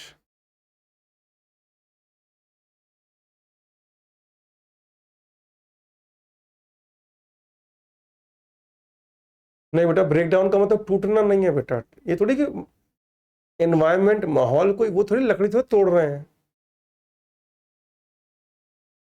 तो मैं समझाता हूं कि लेखक के अनुसार एनवायरमेंटल ब्रेकडाउन होता क्या है कि पर्यावरण में जो विघटन है, अब ये मत कहना हिंदी नहीं आती, पर्यावरण में जो हार्श हो रहा है या पर्यावरण को कैसे अलग अलग डिवाइड किया जाए, व्हाट आर इट्स इम्पैक्ट्स, और इसका क्या प्रभाव पड़ता है। क्या ये क्वेश्चन का अर्थ क्लियर हो गया? हाँ, क्या ये क्वेश्चन क्लियर हो गया? आगे बढ़ूं? चलिए आगे बढ़ जाऊं, मैंने हिंदी बता दी है। चलिए तो अब तीसरे क्वेश्चन का अर्थ बताइए। की पॉइंट्स याद आ गए ना? पहले में की पॉइंट क्या है? पहले में की पॉइंट है जो तथ्य। अब आप लोग तुरंत नोट कर लेना जैसे आंसर आए, नोट करो, की पॉइंट नोट करो। फैक्टर्स रिस्पॉन्सिबल एवोल्यूशन, ये तीनों पॉइंट नोट करो। पहले क्वेश्चन के तीनों पॉइंट नोट करो, जल्दी से नोट करो पहले क्वेश्चन के तीनों पॉइंट। नोट करते ही एंटी लिख देना, नोट करते ही एंटी लिख दो। अरे कैसे याद नहीं होंगे, मैं करवाऊंगा याद। नोट करो पहले क्वेश्चन के तीनों पॉइंट, की पॉइंट नोट कर लिए तो एंटी लिखो। एंटी जल्दी लिखो, एंटी, जिन्होंने पॉइंट नोट कर लिए वेरी गुड। पढ़ने वालों ने नोट करने शुरू कर दिए हैं। चलिए अब सेकंड क्वेश्चन का पॉइंट क्या है कि ये है मीन एनवायरमेंटल ब्रेकडाउन और इसका प्रभाव। तीन पॉइंट यहां भी है, नोट करो। मीन यानी अर्थ, एनवायरमेंटल ब्रेकडाउन का अर्थ लेखक के अनुसार क्या है, और तीसरा पॉइंट ये तीन शब्द नोट कर लो। सेकंड क्वेश्चन के की पॉइंट नोट हो गए क्या? सेकंड क्वेश्चन के की पॉइंट नोट हो गए तो लिख दो 3 सॉरी सेकंड को, हाँ 3 सॉरी 2 मतलब सेकंड क्वेश्चन का की पॉइंट क्लियर। अब जब मैं पढ़ाऊंगा अनसीन तो तुरंत नोट किया होगा, पहला क्वेश्चन नोट किया होगा, दूसरा क्वेश्चन का की पॉइंट नोट किया होगा, है ना? तुरंत आप आंसर लिख देना, ठीक है? Very good. दूसरे क्वेश्चन के भी नोट हो गए की पॉइंट्स। चलिए तीसरा question, what suggestion does author offer to balance environment? आप लोग बताओ उसका अर्थ, बड़ा आसान अर्थ है इसका, तो चलिए इसका अर्थ बताइए, शाबाश। चलो बेटा इसका अर्थ बताओ। हाँ सौरभ बेटा बहुत ठीक हूं, मैं जरा बच्चों को देख रहा हूं बेटा। चलो तीसरे पॉइंट का अर्थ बताओ और इसके कीवर्ड्स कौन कौन से बताइए। हाँ बेटा तीसरे क्वेश्चन का अर्थ बताइए और की पॉइंट्स कौन कौन से ये बताइए। अश्मिता आप आंसर देने लग गई हैं इनका, बेटा बेटा कहानी के अनुसार। हाँ बेटा की पॉइंट से जल्दी आंसर मिल जाता है इसलिए बोल रहा हूं। तीसरा अगर की पॉइंट लिख लिया है और अर्थ अर्थ बताइए जरा। सौरभ कह रहे हैं मैं ठीक हूं। हाँ बेटा ठीक हूं बेटा, मैं सुबह सुबह मैंने 8 कचौड़ियाँ खाई थी और दोपहर को मैंने 6 छोले भटूरे खाए थे। अब बताओ सौरभ मैं ठीक लग रहा हूँ कि नहीं इतना खाने के बाद, है भाई? है? अब क्लास खत्म होते ही है ना, एक बड़ा सा 1 फुट का एक गिलास लस्सी पीऊंगा बेटा तो मैं ठीक ही होऊंगा।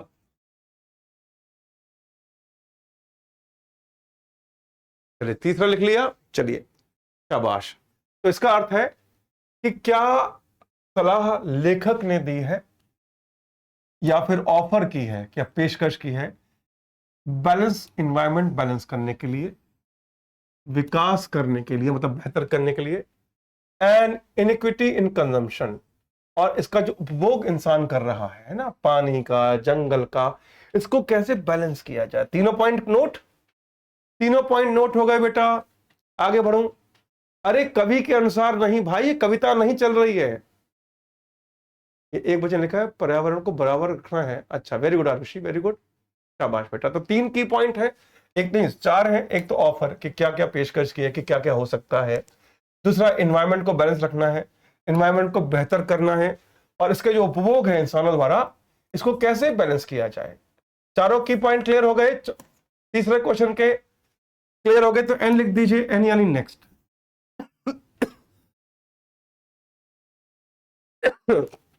लिख दिया?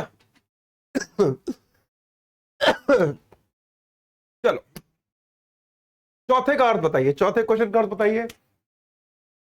हाँ लिख रहा है कवि के अनुसार। नहीं बेटा, कवि नहीं है, लेखक होता है, तो कवि होता है पोएट।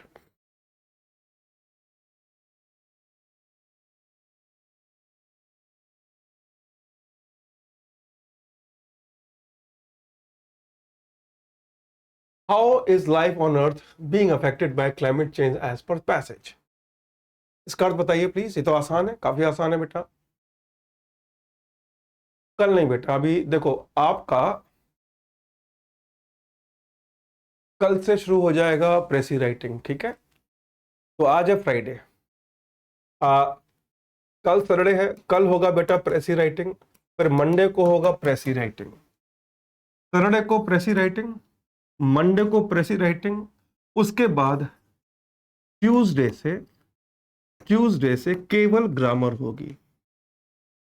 ट्यूसडे से जब तक क्लास चलेगी केवल ग्रामर होगी, ठीक है। क्या बोला मैंने?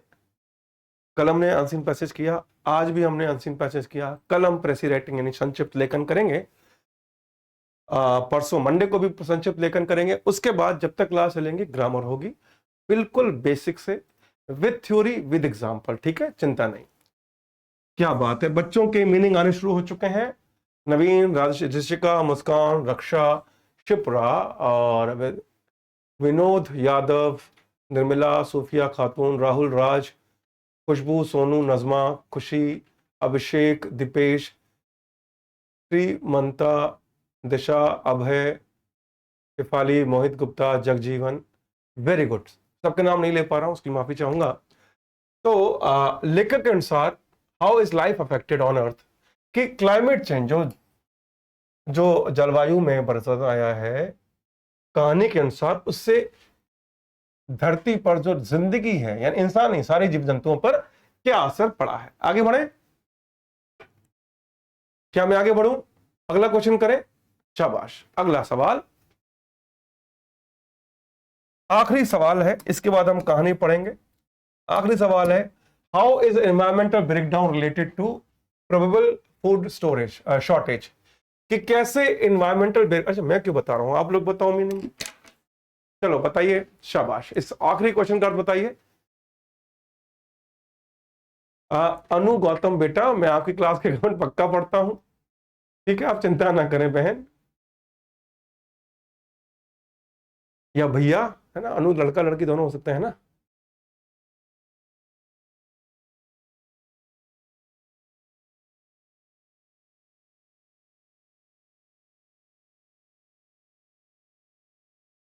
शिप्रा, यू हैव टू बेटा, you have to, it's UPSC right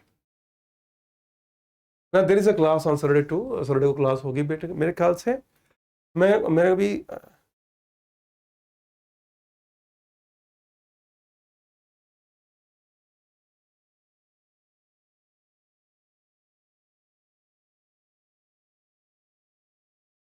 चलो बेटा, तो इसका अर्थ क्या है कि हाउ इज एनवायरमेंटल ब्रेकडाउन, कि कैसे प्रकृति के नुकसान होने से, ब्रेकडाउन होने से, है ना, जो संभावित खून है उसकी कमी हो गई, संभावित खाने की कमी हो गई, है ना। हाँ बेटा, कल क्लास है, कल क्लास है, ठीक है बेटा।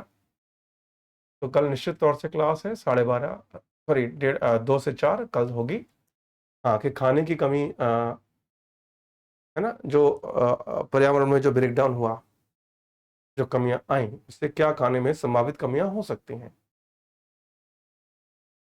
केजीएस विजल लिख रही हैं कि प्रवेश वेट आई एम रिया, बहुत जरूरी सूचना है। प्रवेश बेटा नोट डाउन कर लो, ये यूपीएससी के एग्जाम में पिछले 20 सालों से आ रहा है, एनआईटी में भी, आईआईटी में आ चुका है, नासा में भी आ चुका है।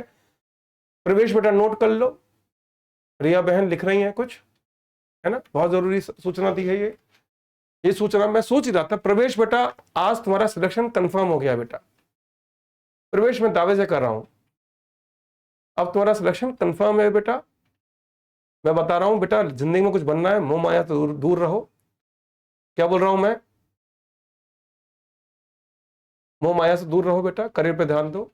और बहनों, आपसे भी रिक्वेस्ट है, मेरे लड़कों को पढ़ने दो, बेचारों पे बहुत बोझ है, बहुत परेशानियां हैं, है ना। मेरे लड़कों को पढ़ने दो। आप सभी बहनों से रिक्वेस्ट है बेटा कि मेरे छोटे भाइयों को पढ़ने दो, उन्हें करियर बनाने दो, कुछ अच्छा करने दो बेटा, दूर रहो इनसे। और भाइयों, जब भी आपको कोई महिला अपना परिचय दे तो आपसे रिक्वेस्ट है, जैसे ही कोई मैसेज आए आप सीधा समझ जाना कि ऊपर वाला आपकी परीक्षा ले रहा है। ये प्रकृति है ना, कुछ बड़ा देने से पहले आपको घोर समस्या पक्का देती है, क्योंकि कुछ बड़ा करने से पहले आपका वो टेस्ट होता है, टेस्ट परीक्षा होती है, ये उस लायक है भी कि नहीं, ये उस लायक है भी कि नहीं है। जहां भटके फिर तो वही रह जाएगा, हेलो तातल्ले हो, ताना तालिया था, यही रहेगा फिर। और फिर नौकरी नहीं मिली, कुछ नहीं बन पाए तो झूठ बोलोगे कि हम तो 30 मार्क खाते, हम तो फन्ने खाते, मौका नहीं मिला, हम तो ये थे, हम तो वो थे, मौका नहीं मिला। आपने देखा होगा ना, आपकी गली मोहल्ले में कुछ होंगे 45-50 के चिरकुट, तो कहते होंगे हम तो 30 मार्क खाते, मौका नहीं मिला। वो बेस्ट एग्जाम्पल है ये समझने के लिए कि ऐसा नहीं बनना। आप लोग हंसते हो ना उन पर, आप क्या कहते हो, अरे अंकल क्या कह रहे हो, मौका मिलता नहीं है, लाना पड़ता है। दूर रहो इन सब से। मैं लड़कों को पढ़ने दो, और लड़कों तुम भी लड़कियों को पढ़ने दो, इन्हें कुछ बनने दो। समझ में आ रहा है? क्योंकि याद रखना, जब भी कोई महिला एक मुंह का ऊंचा मकाम हासिल करती है, जब लड़कियों क्या कह रहा हूं सुनना, जब भी कोई महिला ऊंचा मकाम हासिल करती है ना, तो आसपास की वो लड़कियां जिनको उनके माँ बाप डर की वजह से या किसी भी वजह से घर से बाहर नहीं भेज रहे पढ़ने के लिए, वो लड़की की आवाज बुलंद हो जाती है आपके सिलेक्शन से। वो खुल के कहती है, हर एक लड़की का सिलेक्शन हजारों माँ बाप की सोच बदल देता है। इसलिए बोल रहा हूं, लड़कों आप भी पढ़ाई पे ध्यान दो, ठीक है? पढ़ाई पे ध्यान दीजिए प्लीज।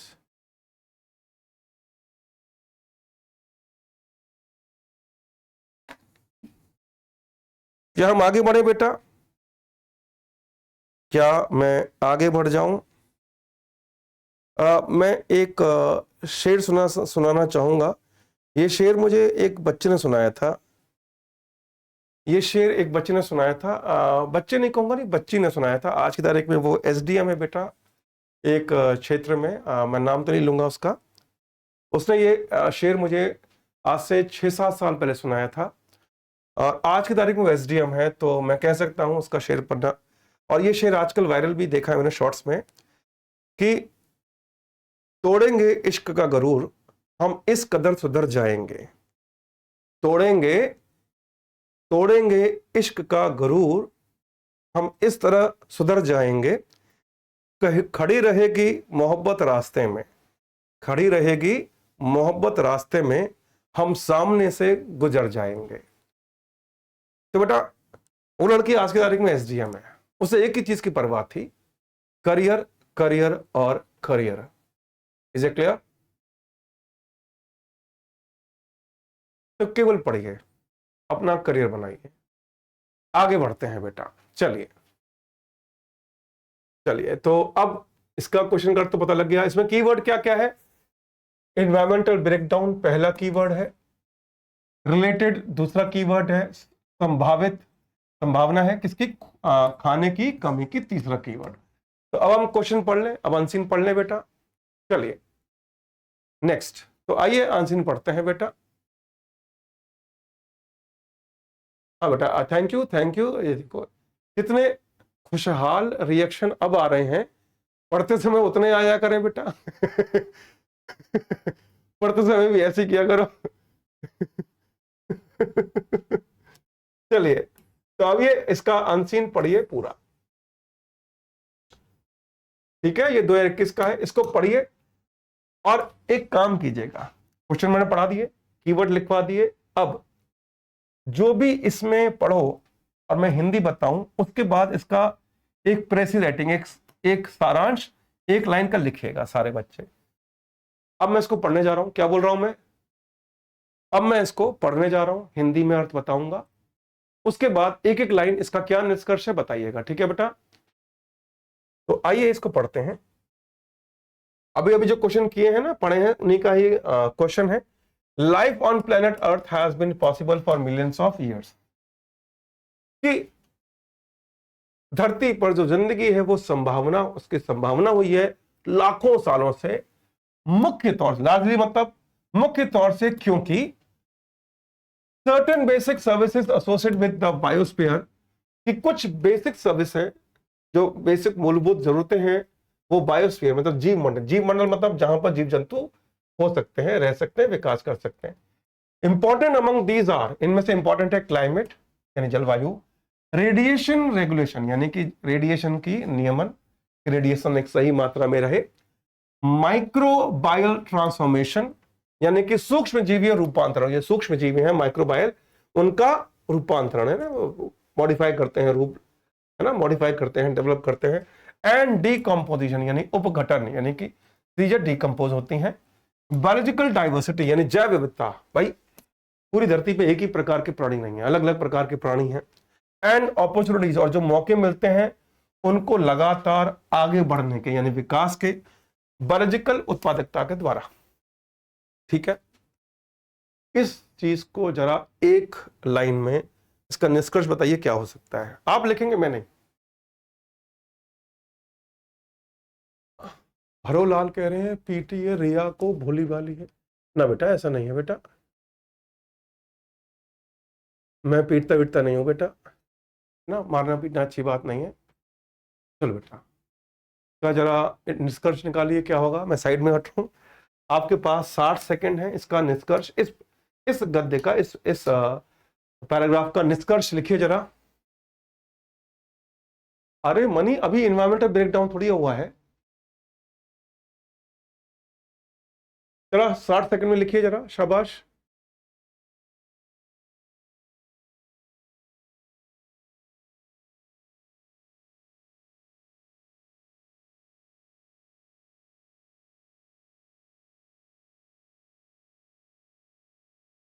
बेटा राहुल गौतम मैं क्यों लिखूं बेटा, मेरे को थोड़ी एग्जाम देना है, एग्जाम आपको देना है ना बेटा।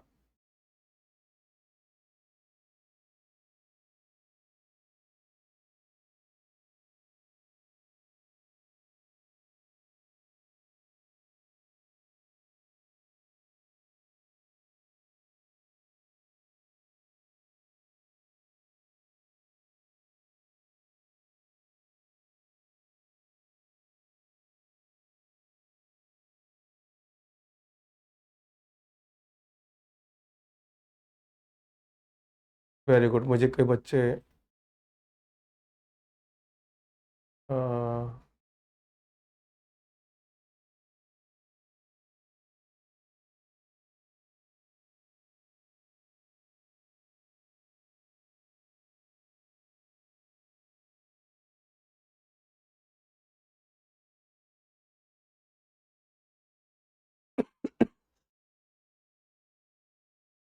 चलिए मैं बताता हूं आप इसको कैसे लिख सकते हैं। आप लिख सकते हैं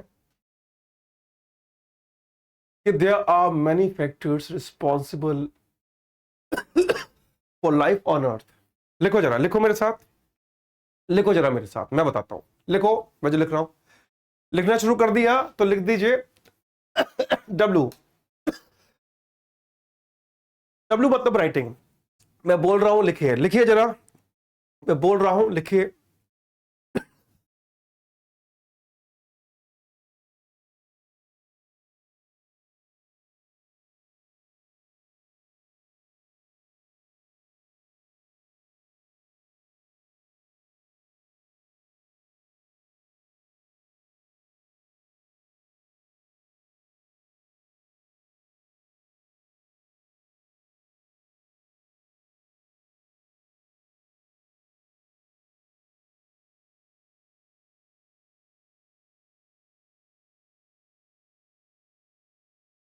जरा लिखिए जरा, अरे आवाज आ रही है, अरे मैंने गलती से माइक बंद कर दिया था, अरे गलती हो गई भैया, मैं माफी चाहूंगा, गलती हो गई, मैंने माइक बंद कर दिया था गलती से, खांस रहा था इसलिए। ओके बस बस बस, गलती हो गई भैया, माइक ऑफ कर दिया था खांसते समय, क्योंकि मैं अपनी खांसी की मधुर आवाज नहीं सुनाना चाहता था। अब आवाज आ रही होगी ना, हाँ हाँ आ रही है, आ रही है आवाज आ रही है तो एलसी लिख दो, आवाज आ रही है तो एलसी लिख दो अरे आवाज साउंड प्रॉब्लम नहीं थी, मैंने बंद किया था। आवाज आ रही तो एलसी लिख दो भैया, ये खांसना भी गुनाह हो गया भाई। तो लिखिए, चलिए, तो लिखिए, there are many factors responsible for life on the earth, है ना। But the first fact is, but the first fact is, लिखिए, but the first fact is, लिखिए, but the first fact is, आगे बढ़ो, जब भी आगे बढ़ना हो लिख दिया करो ए, मैं ए जी लिख दिया करो, ए जी मतलब आगे बढ़ो, है ना, ए जी लिख दिया करो, लिख लिया, बट द फैक्ट इज लिख लिया, बट द फैक्ट इज लिख लिया, लिख लिया तो ए जी लिख दो।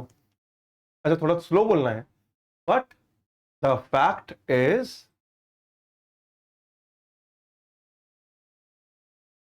But the fact is, life of earth is found, life on earth, लिखिए, life on earth is found, life on earth is found, लिखिए, life on earth is found, okay ए जी आ गया, in biosphere, life on earth is found in biosphere,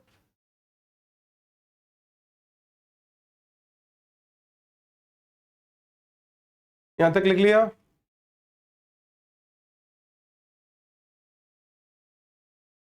लिख लिया, चलिए, there are two different, there are two different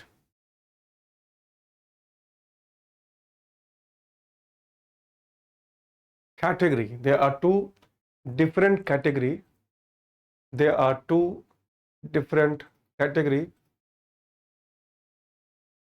but there are two different category, one is climate, one is climate, second is radiation regulation, second is radiation regulation, आगे आगे बढ़ रहा हूं, microbial transformations,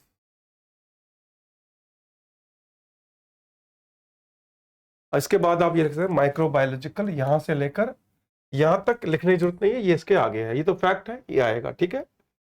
तो आपने क्या क्या समझा, ठीक है। अब देखो बच्चा लिख रहा है कि जेल सर, देखो बेटा, किसी की स्पीड तेज है लिखने की, किसी की स्पीड कमजोर है, किसी को स्पेलिंग मिस्टेक, किसी को स्पेलिंग की गलतियां लग रही हैं, ठीक है ना। तो आपको पता ही है कि रिकॉर्डिंग हो चुकी होगी, तो आप उसको रिकॉर्ड को लिख लीजिएगा, ठीक है बेटा। आगे बढ़ते हैं, अब मैं सेकंड ब्लैंक पे आ रहा हूं, सेकंड ब्लैंक देखिए, सेकंड सॉरी ब्लैंक नहीं, ये अब मैं इसको समझा रहा हूं। We now find ourselves in a state, कि हम अपने आप को अब पाते हैं उस स्थिति में, वेयर दीज एसेंशियल सर्विसेज, जो जरूरी सेवाएं हैं, आर इन जेपर्डी, कि जो भी धरती पर प्रकृति हमारे लिए करती है, जो भी धरती पर प्रकृति हमारे लिए करती है ना, वो खतरे में है, क्या, largely as a result of human induced damage, इसमें मुख्य तौर से क्या है, इंसान द्वारा जो नुकसान यानी डैमेज हो रहा है बेसिक लाइफ सपोर्ट सिस्टम पर, जैसे कि जमीन, पानी, वनस्पति, फौना यानी जीव जंतु, एंड द एटमॉस्फेयर और वायुमंडल। जो लक्षण है, सिम्टम मतलब लक्षण है, of an impending and general breakdown, जो आसन है मतलब कि होने ही हैं, जो हो चुके हैं और जो होने वाले विक्टिम, हर उस चीज के जो लाइफ को सपोर्ट करती है, और इकोलॉजी यानी कि सिस्टम, जो आसपास की स्थिति है उसको कंट्रोल करते, उसको बिगाड़ रहे हैं, ठीक है बेटा। निशा पाल रिकॉर्डिंग में होगा ना, ठीक है बेटा। हिंदी वाले सर की तरह, हाँ बेटा देखो, हिंदी वाले देखो बेटा, अंग्रेजी का पैटर्न अलग तरीके से होता है। अब इसका जरा अर्थ समझ में आ गया। अब लिखिए, इसकी इसकी एक लाइन में बताइए क्या होगा, एक लाइन में इसका वो बताइए समरी, इसका समरी बताइए जरा एक लाइन में, देखें जरा बच्चे क्या लिखते हैं। अपना एक लाइन में इसकी समरी बताइए जरा, हाँ बेटा। एक लाइन में इसकी समरी बताइए जल्दी से।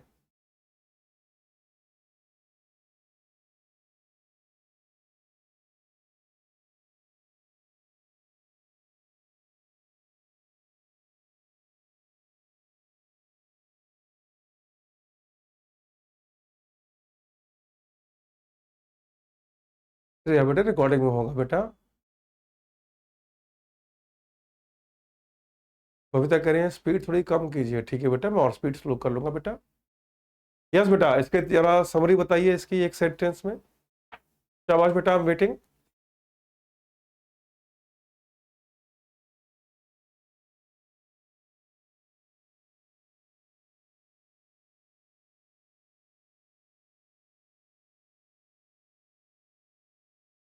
Human induced damage, very good बेटा। नमन, वेरी गुड। पायल, कुछ तो लिखा है बेटा बच्चों ने। Very good. Muskan, human induced damage, very good. Damage of basic life system, importance of ecosystem, very good. Okay, very good बेटा, वेरी गुड, वेरी गुड। तो बेटा ये जो पैराग्राफ है ये क्या कहता है, इसको एक लाइन में लिखिए। लिखिए एक लाइन में।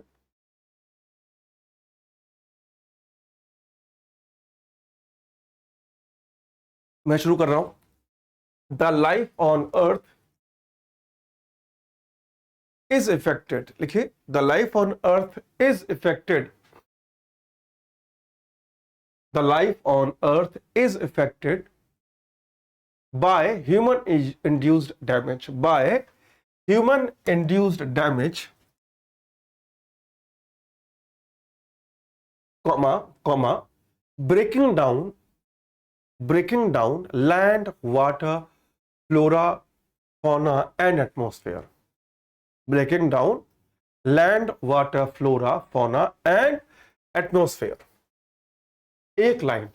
और मैं देख रहा हूं कई बच्चों ने बहुत अच्छा लिखा कि इंसान द्वारा जमीन, पानी, फ्लोरा, फौना को खराब कर देना। बहुत अच्छा, वेरी गुड बेटा। आगे बढ़ते हैं। नेक्स्ट, तीसरा पैराग्राफ।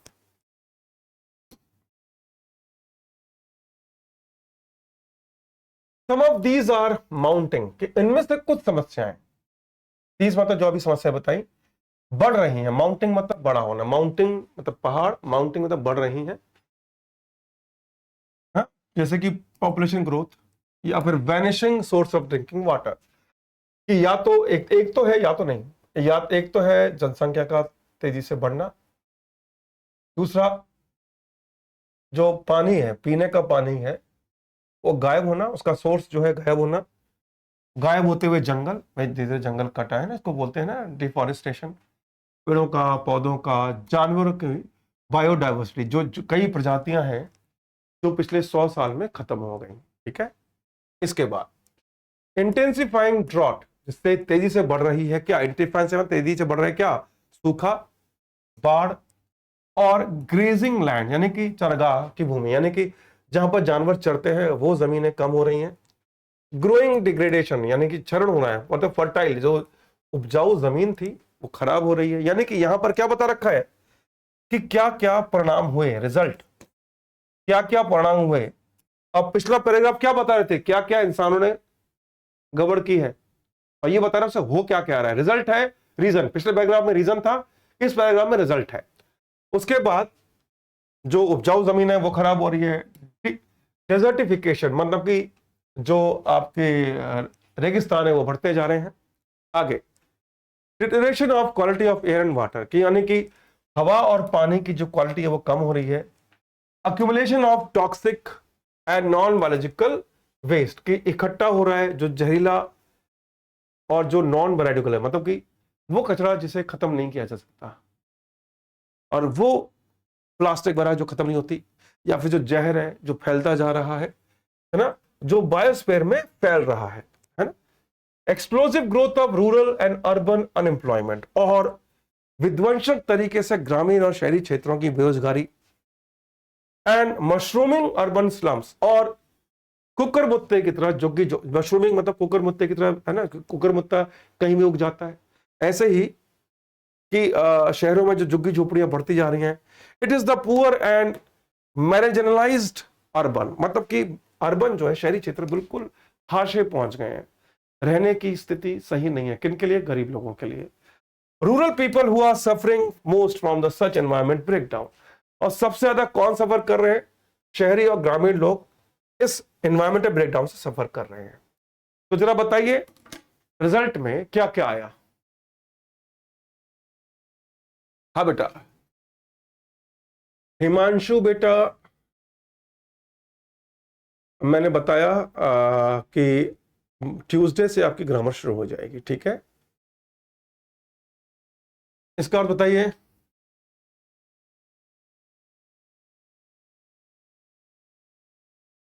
कृष्णा कह रही है इंग्लिश से ही पता चल रहा है कि नहीं होगा। कृष्णा, इतना सच मत बोलो अपनी आप से। मैं कृष्णा बेटा, मैं वादा कर रहा हूं, यदि आप मेहनत से पढ़ेंगे मेरे साथ, आपका होगा, बिल्कुल होगा यार। इतना इतना मत करो अपने लिए, अपने ऊपर इतना अत्याचार मत करो। पॉपुलेशन ग्रोथ, नहीं नहीं बेटा,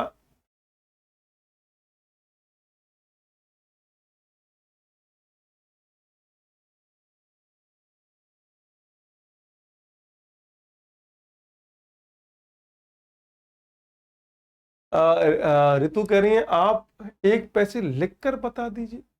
लिखकर बेटा, अगर मैं लिखकर बताऊंगा ना तो एक ही पैसे से कम 15-16 दिन में होगा।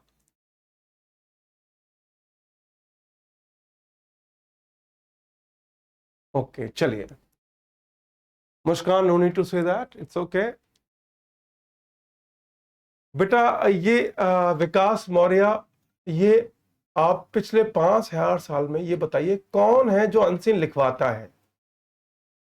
विकास मौर्य, अनसीन कौन लिखवाता है भाई?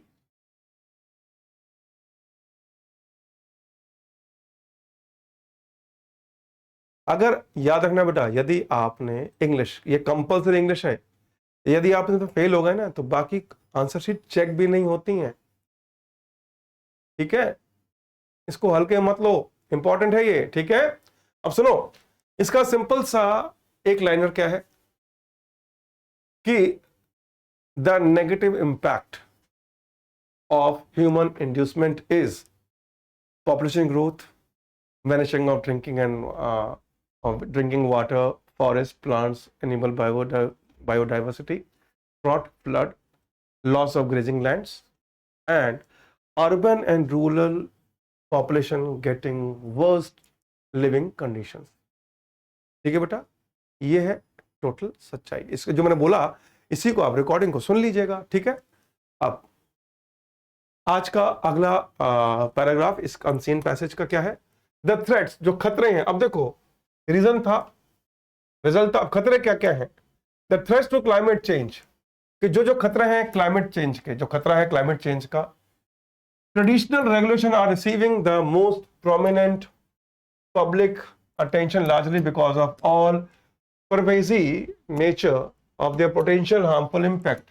यानी कि जो थ्रेट्स है वो क्लाइमेट चेंज है, रेडिएशन के जो नियम है, रेगुलेशंस हैं, वो रिसीव हो रहे हैं, are receiving the most prominent public attention, कि लोग उस पर ध्यान दे रहे हैं, कि रेडिएशन के जो नियम है उस पर ध्यान दे रहे हैं। पब्लिक मतलब ध्यान दे रहे हैं, मतलब पब्लिक की सजग हो गए हैं। क्योंकि लार्जली, क्योंकि all pervasive nature of their potential harmful impact, क्योंकि सबको उनके सर्वव्यापी संभावित हार्मफुल इफेक्ट पता है कि यदि रेडिएशन बढ़ी तो उससे क्या होगा, ये सबको पता है। अगला, आगे, आर कॉमन फ्यूचर, हमारा एक जैसा भविष्य होगा। जो रिपोर्ट आई है world commission of environmental development के द्वारा, जो रिपोर्ट आई है यूनाइटेड नेशन में, इंडेक्टिव, जो संकेत देती है दैट इकोलॉजिकल फेट्स, कि जो इकोलॉजिकल भाग्य है, फेट मतलब भाग्य है लोगों का, चाहे वो गरीब हो या अमीर हो, एवरीवेयर इज इंटरवीन्ड, आपस में जुड़े हुए हैं। Recent reports on the state of world paint a frightening picture of rapid depletion of world's natural resources। का जो रिपोर्ट, जो रिसेंटली रिपोर्ट आई है वो भयानक है, जो दर्शाती है कि कैसे तेजी से जो प्राकृतिक संसाधन है वो कम हो रहे हैं, और इसके साथ साथ सोशल इकोनॉमिक समस्याएं बढ़ रही हैं। मतलब कि जो खतरे बढ़ते जा रहे हैं, जिनकी संभावना है, और जो समस्याएं इसके साथ जुड़ रही हैं। ठीक है बेटा। अमृता कह रही है छुट्टी दे दीजिए, दूसरी क्लास है। ओके बेटा, एक काम करो, लैपटॉप बंद कर दो, क्लास ओवर। सही है ना, लैपटॉप बंद कर दो। फिर भी अगर लैपटॉप बंद हो जाए तब भी आवाज आए मेरी, तो बाल्टी में डाल देना पानी भर के। ठीक है। हाँ मैं कर रहा हूं बेटा, टेंशन मत लो। चलो बेटा, टेंशन नहीं। अच्छा 2:45 पे सी सेट की क्लास है। 2:45 पे बेटा, 3:45 होने वाले हैं भाई। पंकज यदुवंशी, मधुप्रिया, आपके कमेंट बिल्कुल नहीं जा रहे हैं बेटा। मधुप्रिया बहन, मैं आपका नाम भी नहीं लूंगा और आपका कमेंट दिखाई भी नहीं दे रहा मुझे। ठीक है।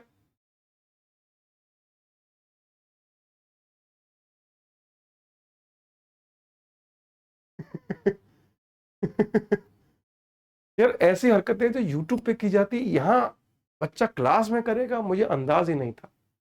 तो चलो बेटा, अब आज मुझे प्रॉमिस करो सारे बच्चे, आपको पहले क्वेश्चन कराए, अनसीन पैसेज पूरा नहीं हुआ क्योंकि वही बच्चों की क्लास है, तो इसको पूरा करके आएंगे और कल मुझे आंसर लिख के रखना। ठीक है। पीआर लिखो, पीआर मतलब प्रॉमिस, जल्दी से बताओ। अरे हाँ बहन शोभा, छुट्टी दे दी है।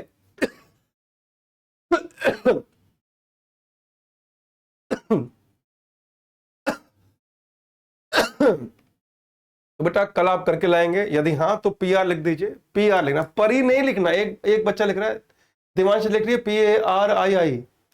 कल आंसर तैयार करके लाना, ठीक है।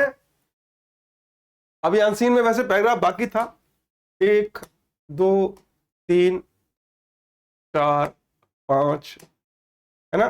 तो मैं कल काम करूंगा, जो बच गए पैराग्राफ उसकी हिंदी भी बताऊंगा। Coverage Ansari ji, okay. और आंसर तैयार करके लाना, ठीक है। और यदि कल किसी ने कहा ना ये कैसे हुआ, ये कब कहा था, तो ये मत कहना, है ना बेटा। हाँ बेटा, आप अंग्रेजी कैसे इंप्रूव करेंगे ट्यूसडे से पता लग जाएगा जब मैं ग्रामर कराऊंगा। ठीक है, तब तक के लिए बाय बाय, टेक केयर, जय हिंद, वंदे मातरम।